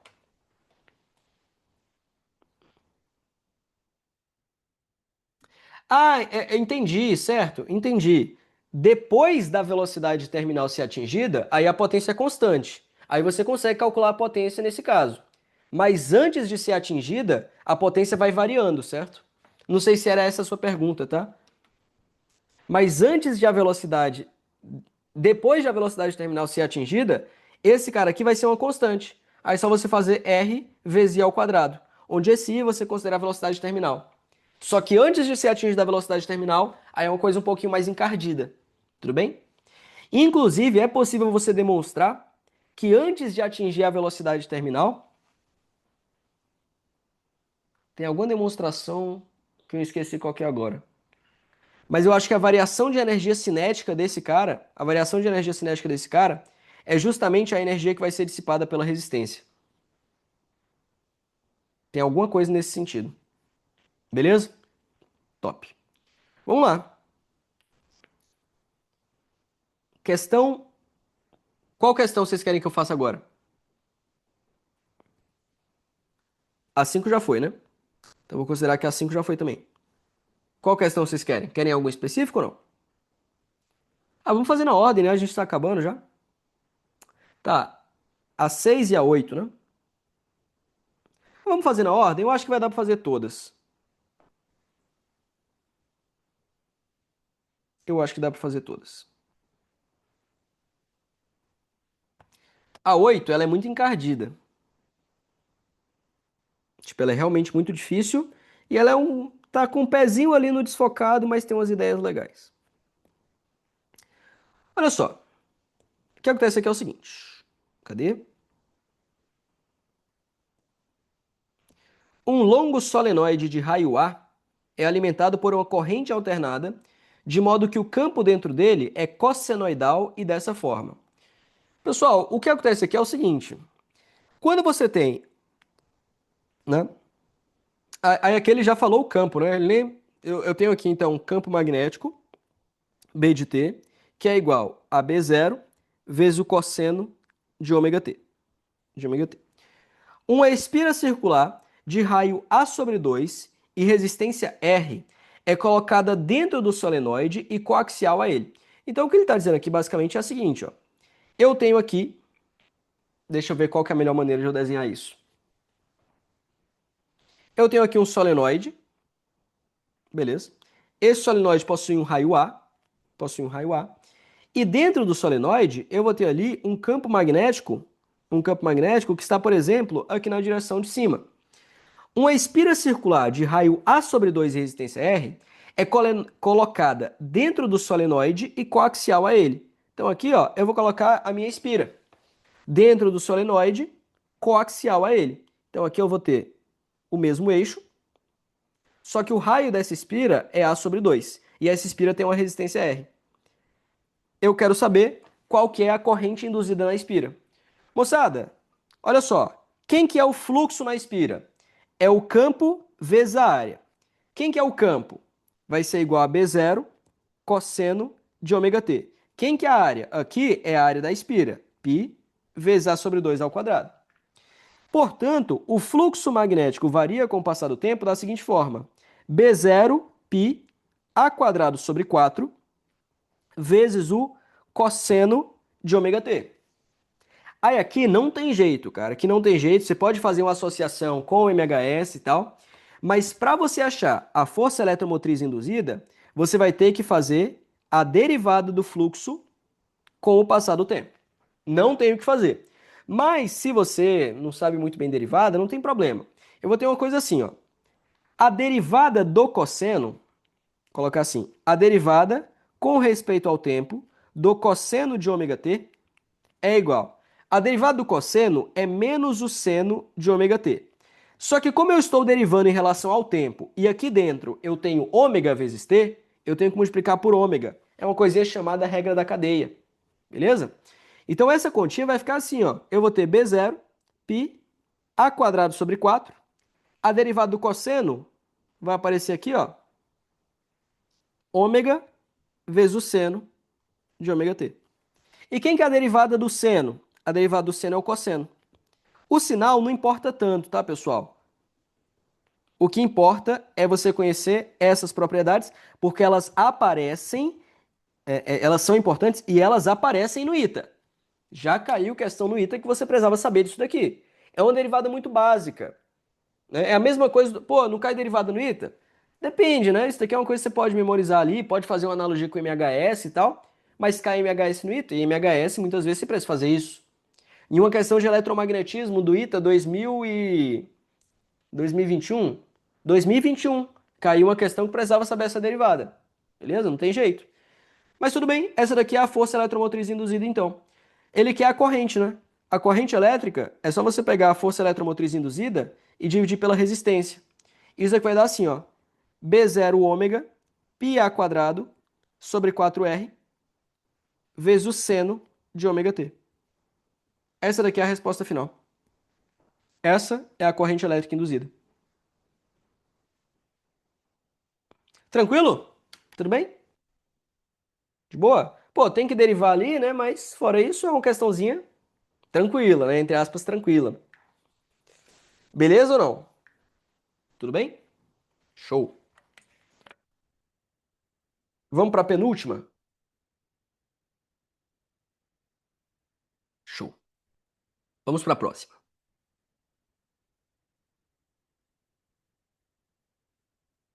Por que tem que derivar? Porque a lei de Faraday diz que a força eletromotriz induzida é menos a derivada com relação ao tempo do fluxo. Isso aqui é a lei de Faraday. Eu tinha escrito, né, isso daqui é a lei de Faraday. Eu tinha escrito antes delta phi, opa, lei de Faraday. Eu tinha escrito antes delta phi sobre delta t. Só que isso daqui só vale quando o fluxo varia linearmente, digamos assim. De maneira geral, isso aqui tem que se transformar numa derivada, dφ sobre dt. Tudo bem? Beleza. Show.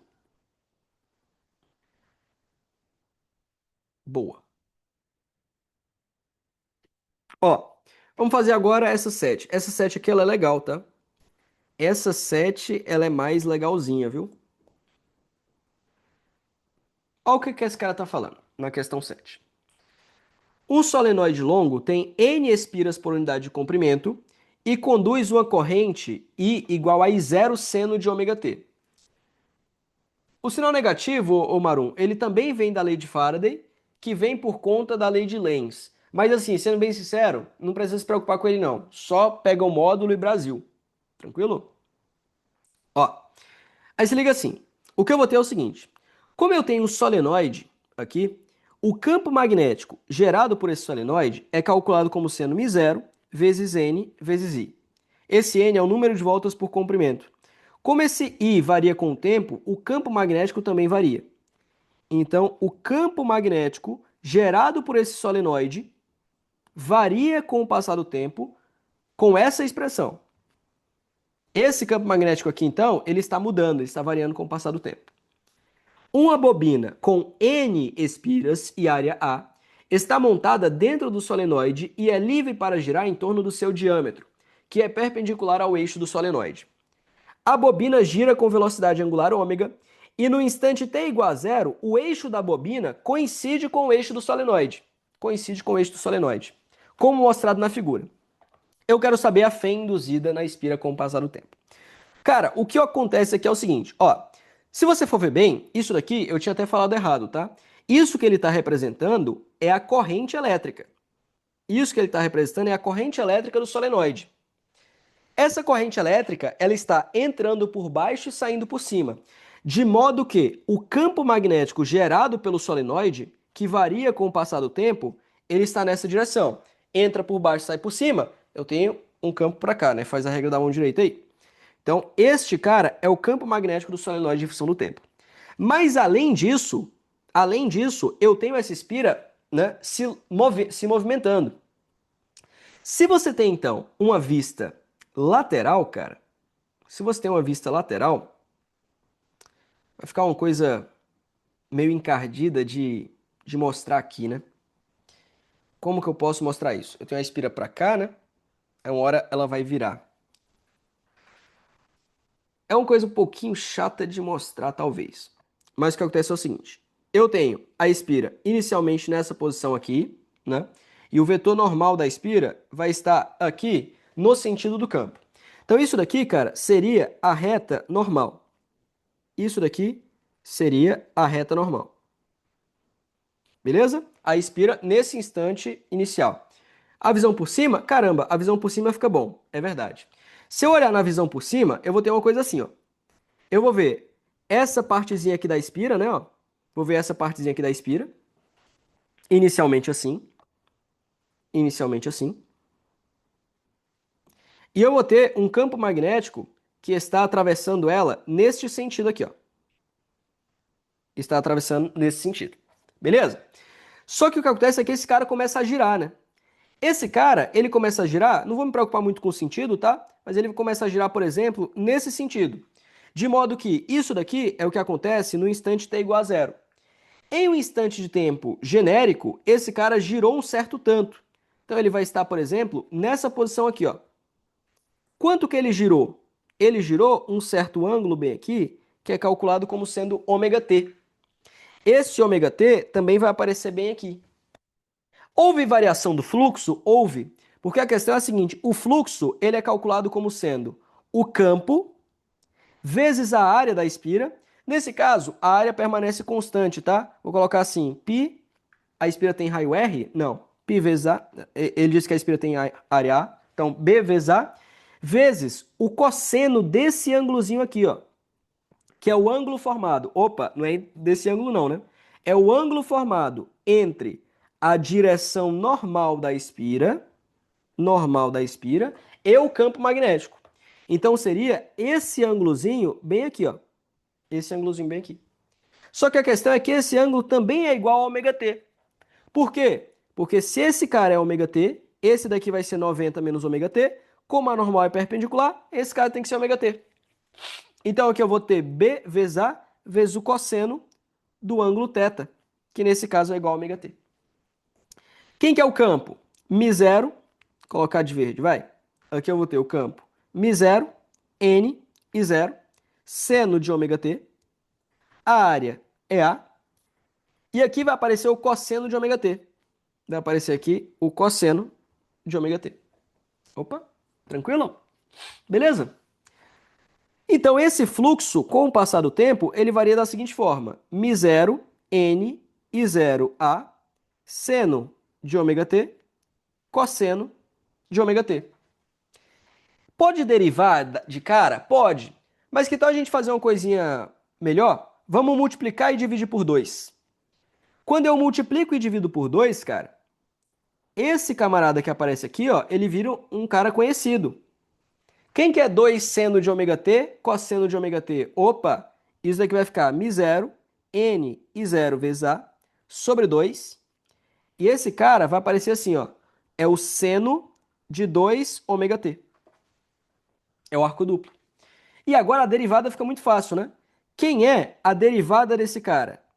A derivada desse cara é o seguinte, a derivada do seno é o cosseno, mas aí lembra, o cara que estava multiplicando o tempo, eu tenho que jogar para fora. Então aqui vai aparecer 2 ômega cosseno de 2 ômega-t. E quando eu faço a derivada, esse cara já vai ser a minha força eletromotriz induzida, que é o que ele pediu. μ0n0a sobre 2. Esse 2 vai embora com esse 2, e você acha que o valor da força eletromotriz induzida é m0 n e 0 a ômega cosseno de 2 ômega t. μ0 n e 0 a ômega cosseno de 2 ômega t. μ0 e 0 n a ômega cosseno de ômega t. Tá certinho, né? Eu só esqueci de um detalhe, que na verdade o fluxo aqui, ele tem um nzão multiplicando também. Porque eu tenho n espiras enroladas ali. Então faltou, opa, aqui é a letra C, né? E faltou um n multiplicando. Faltou um n que seria carregado para cá, seria carregado em todo mundo, né? Mas é a letra C. Beleza? Show? Tranquilo? Ô, Jonathan, no AB é muito fácil esquecer o N, cara. Direto eu esqueço, tá? Direto eu esqueço. Ô, Jonathan, eu subi uma versão atualizada da lista, tá? Realmente estava faltando ômega nas alternativas antes. Tranquilo? Deu para entender, pessoal? Vamos para a última? Vamos para a saideira? Vamos para a saideira?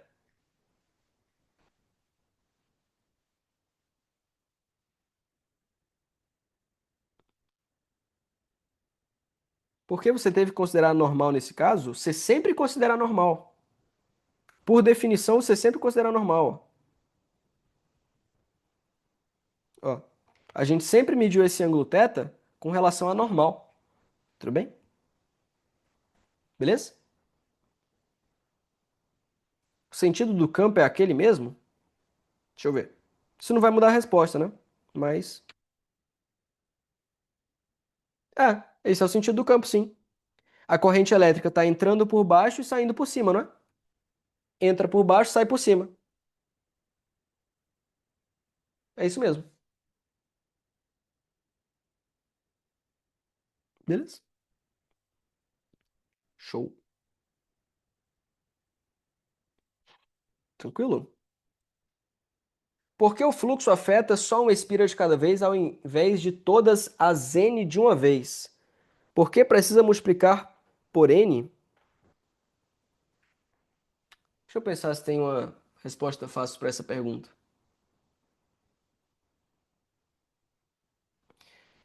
Se você tivesse uma única espira, se você tivesse uma única espira, você teria uma força eletromotriz induzida nela. Beleza? Aí você não precisava multiplicar por n. Se você pegasse uma outra espira, você teria uma força eletromotriz induzida também. Essa força eletromotriz, ela seria meio que assim, né? Ela seria ao longo do circuito. Na hora que você tem duas espiras, você na prática está conectando uma com a outra, né? Então você teria uma coisa mais ou menos assim, né? Seria até meio difícil de desenhar, mas na prática você estaria conectando uma na outra. Seria uma coisa mais ou menos assim. Essa primeira sozinha gera uma força eletromotriz epsilon induzido. Essa segunda gera uma força eletromotriz epsilon induzido. Como elas estão conectadas em série, é como se você tivesse duas baterias conectadas em série aqui, com a mesma força eletromotriz induzida. Em cada uma delas vai ser induzida essa força eletromotriz. Por isso que você multiplica por N. Tudo bem? Beleza? Boa, boa. Top. Nunca tinha explicado isso dessa maneira. É uma boa forma de explicar. Se for ter curso de eletromagnetismo, vai ser por ela. Ó, essa questão 8 ela é desfocada, tá? Mas vamos lá. Ô, Davi, serve para qualquer coisa que faça variar o campo, certo? Pode ser um ímã se afastando, um solenoide se afastando. Tudo bem? Tanto faz. Qualquer coisa que varie o campo, funciona.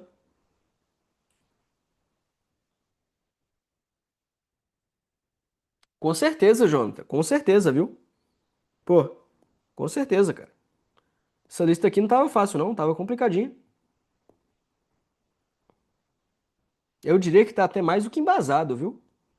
Já tá para brigar ali. Só pegar umas questões de provas passadas e aí Brasil. Lembrando que vocês também têm acesso ao vestibular por assunto, né? Lembra disso ou não?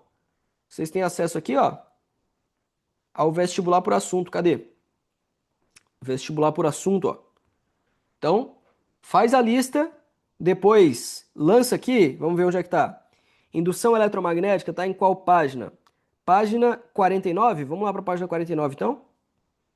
Cadê? Ó, pronto. Faz a minha listinha aí, já tá muito bem.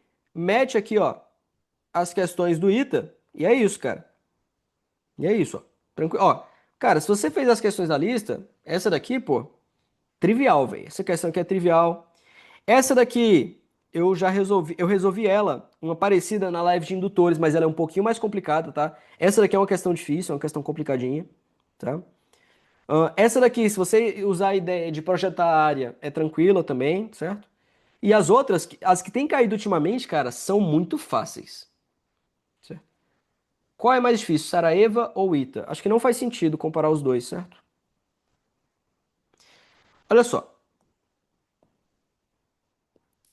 Uma densidade de carga linear lambda está distribuída na borda de uma roda de raio B, que é então suspensa horizontalmente conforme mostrado na figura, de modo que ela pode girar livremente. Na região central, até o raio A, há um campo magnético uniforme B0 apontando para cima. Se o campo é desligado, a roda começa a girar. Se a roda possui momento de inércia I, a velocidade angular que a roda adquire após o campo ser aniquilado é... Então vamos lá, essa daqui é desfocada mesmo, tá? Se liga só. Então aqui eu tenho a roda, que tem uma densidade de carga lambda, e na região central aqui, na região central, eu tenho um campo magnético, B. Bem aqui eu tenho um campo magnético B. Beleza? Tranquilo, tranquilo. Então nessa região inteira eu tenho um campo magnético B. E esse campo magnético, cara, ele vai ser desligado. Cara, se esse campo magnético ele vai ser desligado, se esse campo magnético ele vai ser desligado, o fluxo ele aumenta ou diminui? O fluxo ele diminui. E aqui a gente tem, e ele diminui por quê? O fluxo diminui, pois o campo diminui. O fluxo diminui, pois o campo diminui. E a ideia aqui, cara, é uma ideia muito semelhante ao que a gente viu até agora. É uma ideia muito semelhante ao que a gente viu até agora. Se o fluxo vai diminuir, pois o campo vai diminuir, então eu tenho que gerar uma corrente elétrica que justamente faça o quê? Que justamente gere um campo no mesmo sentido do campo original. Mas essa corrente elétrica agora, ela vai ser gerada por meio de quem? Vai ser gerada por meio do movimento desse aro. Para o campo magnético ser gerado nesse sentido, eu preciso de uma corrente elétrica nesse sentido e, portanto, de um movimento também nesse sentido. Então aqui, ó, eu vou ter esse movimento. Esse cara vai começar a girar. Tranquilo? Então esse cara começa a girar. Aqui tem um ponto relevante que eu não cheguei a comentar e que nunca apareceu no ITA, tá? Eu acho, pelo menos até agora, que não. Quando o campo magnético varia no tempo, surge um campo elétrico induzido. Campo elétrico induzido. E esse campo elétrico é justamente quem vai fazer esse cara aqui se movimentar. Então vai surgir um campo elétrico, ó, que vai ser um campo elétrico circular, cara. Esse campo elétrico, nós dizemos que ele é um campo elétrico não conservativo. Ele é um campo elétrico que não é gerado por cargas elétricas. Ó que doideira. Nem todo campo elétrico é gerado por cargas elétricas. O campo elétrico gerado por cargas elétricas, nós chamamos ele de campo elétrico eletrostático. Esse campo elétrico, ele é um campo elétrico gerado pela variação de campo magnético. Tranquilo? Então eu vou ter uma coisa que é mais ou menos assim. Beleza? Aí o lance é o seguinte, ó. Eu posso calcular a minha força eletromotriz induzida como sendo, em módulo, tá? Vamos pegar tudo em módulo, a variação do fluxo no tempo. Vamos pegar todo mundo em módulo, todo mundo em módulo. Beleza? Show. Vamos lá. Olha só. Isso daqui eu posso calcular em qualquer área, né? A minha força eletromotriz induzida, cara, eu posso calcular usando aquela ideia de pegar o campo e multiplicar pela distância. Porque por uma questão de simetria, essa roda aqui ela tem um raio B, né? Por uma questão de simetria, cara, o campo elétrico induzido ele vai ter o mesmo valor em toda a posição dessa roda B. Então a força eletromotriz induzida pode ser calculada pegando o campo e multiplicando pela distância, né? Pelo comprimento. O campo magnético induzido gera. Ô, Theo, acho que você escreveu alguma coisa esquisita aí. Na vida real, podemos dizer que campo magnético induzido gera um campo magnético induzido assim sucessivamente? Se você quiser um campo magnético, nesse caso aqui em particular, né? Nesse caso aqui em particular, eu tenho um campo magnético que varia no tempo. Aí ele vai gerar esse campo elétrico que varia no tempo. Aí ele vai gerar um outro campo magnético que varia no tempo. E depois outro campo elétrico que varia no tempo. Tecnicamente falando, sim, você pode falar. Mas em geral, nesse caso aqui, por exemplo, isso acontece. O campo magnético que esse campo elétrico aqui gera é zero, tá? Porque esse campo elétrico induzido não varia no tempo, certo? Um campo magnético que varia no tempo gera um campo elétrico. Se esse campo elétrico variar no tempo, ele gera um campo magnético. Se não, como é o caso aqui, ele é um campo elétrico estático, aí ele não varia, beleza? Show. Isso daqui vai ser igual. Aí eu vou ter assim, cara, a variação de fluxo no tempo vai ser uma coisa assim, ó. Eu vou pegar a área, cuidado que aqui, cara, eu pego somente a área que tem o campo, tá? Eu vou pegar a área, que é π vezes a ao quadrado. Esse raiozinho aqui vale A. Esse raiozinho aqui vale A. Vezes a variação de campo. Então eu vou ter π a quadrado vezes dB dt. Pessoal, até aqui tranquilo? Como eu determino o sentido do campo, você pensa, isso é uma coisa interessante, tá? Você pensa que esse campo pode gerar corrente de cargas positivas. E aí, quando eu tenho esse campo não depende da existência das cargas positivas, tá?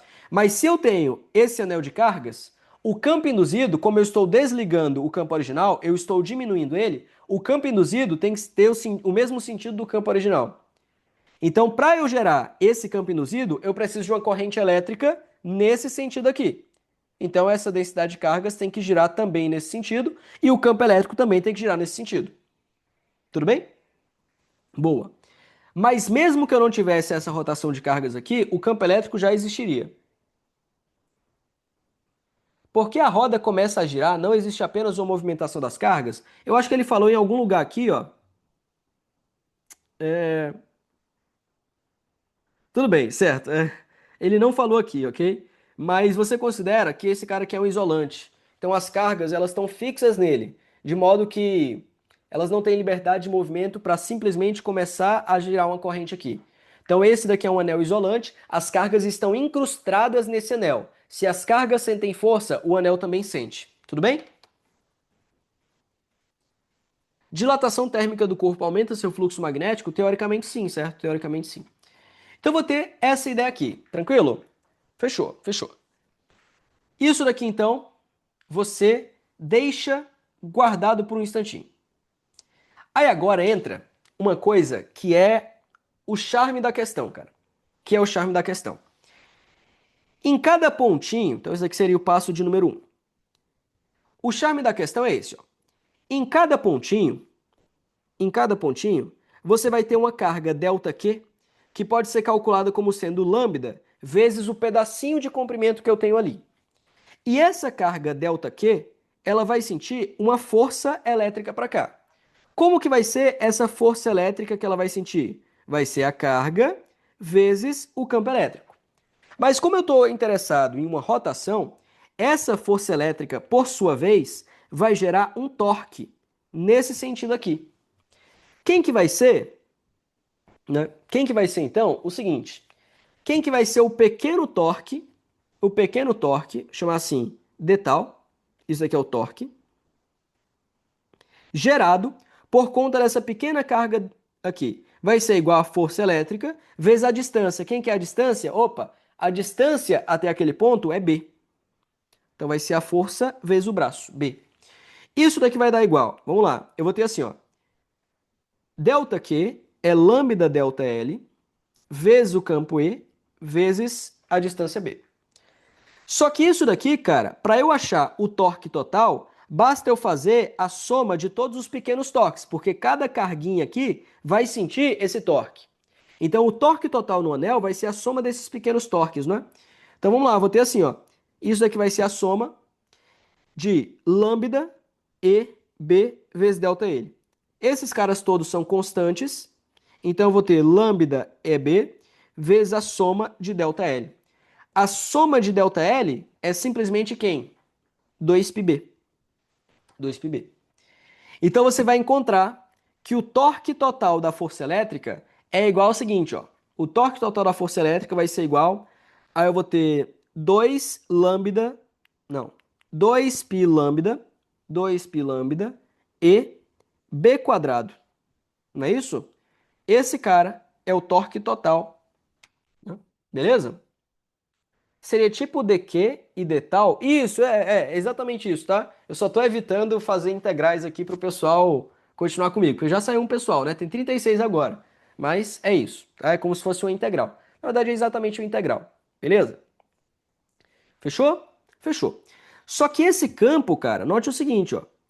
Esse campo, eu calculei ele aqui em cima. Esse campo, eu calculei ele aqui em cima. Então eu posso fazer assim, ó. O torque, ele vai ser igual a 2π lambda vezes b quadrado vezes o campo. Quem que é o campo? Aí se liga só. O campo, ele vai ser igual. Esse π vai embora com esse π, né? Vai aparecer a quadrado sobre 2b vezes dB dt. Beleza? Então aqui vai aparecer, ó, esse campo aqui. Beleza? Fechou? Só que você lembra, cara, lá da dinâmica das rotações, que o torque ele é igual a I vezes alfa. E o alfa, eu posso até colocar um delta se você quiser aqui, tá? Mas o alfa, ele é a variação da velocidade angular no tempo. Se eu junto essas duas equações, eu vou ter uma coisa legal, ó. Esse B vai embora com esse B, esse 2 vai embora com esse 2, eu vou ter assim, π lambda a quadrado vezes B vezes dB dt é igual ao momento de inércia vezes d ômega dt. Aí o que é que acontece, ó? Esse dt, aqui ó, tchau e aqui ó, tome. Então você vai achar o seguinte, ó. Π lambda a quadrado vezes b. Esse dB é o delta B, a variação do campo. E aqui eu vou ter I vezes a variação do ômega. Só que a variação do campo em módulo é o próprio campo inicial, porque eu fui do campo inicial para zero. E a variação do ômega em módulo é o próprio ômega final, porque eu fui de zero até o ômega final.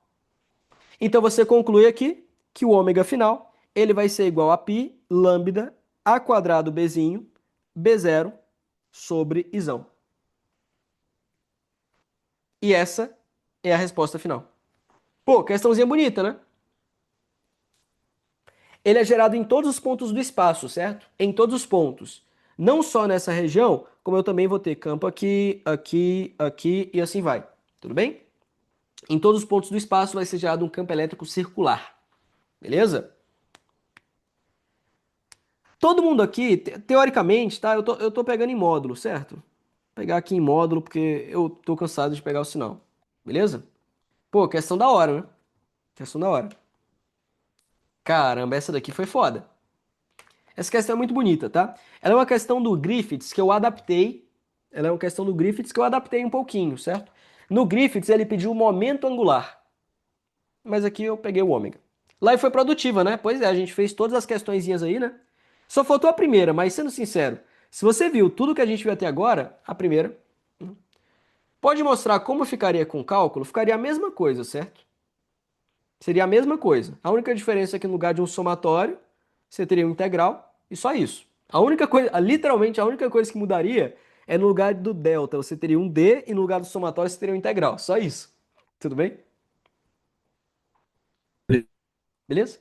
Aqui também poderia mudar uma coisa ou outra, né? Porque moralmente falando, a diferença de potencial é a força eletromotriz, na verdade, é a integral de caminho fechado de E escalar dr. Então você teria que fazer esse cara e tal, mas não precisa, tá? Se fosse pedido o momento angular, seria desfocado? Não, não seria, tá? Mas eu acho que já caiu o momento angular no ITA, mas ele definiu o que era, beleza? Ele definiu o que era. Mas não seria não, tá? O momento angular é isso daqui, ó. O momento angular é I vezes ômega. L é igual a I vezes ômega. Então, I vezes ômega. Tudo bem? Mesma coisa. Sua aposta para Moderna esse ano, o I tá alopra muito nessa parte. Cara, pior que eu não tenho nem certeza, velho. Eu acho que faz tempo que eles não cobram um efeito fotoelétrico, né? Eu tô batendo na tecla do efeito fotoelétrico. Griffiths é um livro de eletromagnetismo, Davi. Beleza? Pessoal, então é isso. No mais, espero vocês amanhã na live do Universo Narrado. Falei pra vocês, né? Vai ter uma live muito da hora, que eu vou fazer mais questões teóricas, tá? Fazer mais questões teóricas, beleza? Tranquilo? Então é isso, pessoal. Vou parar de gravar aqui, vai interromper.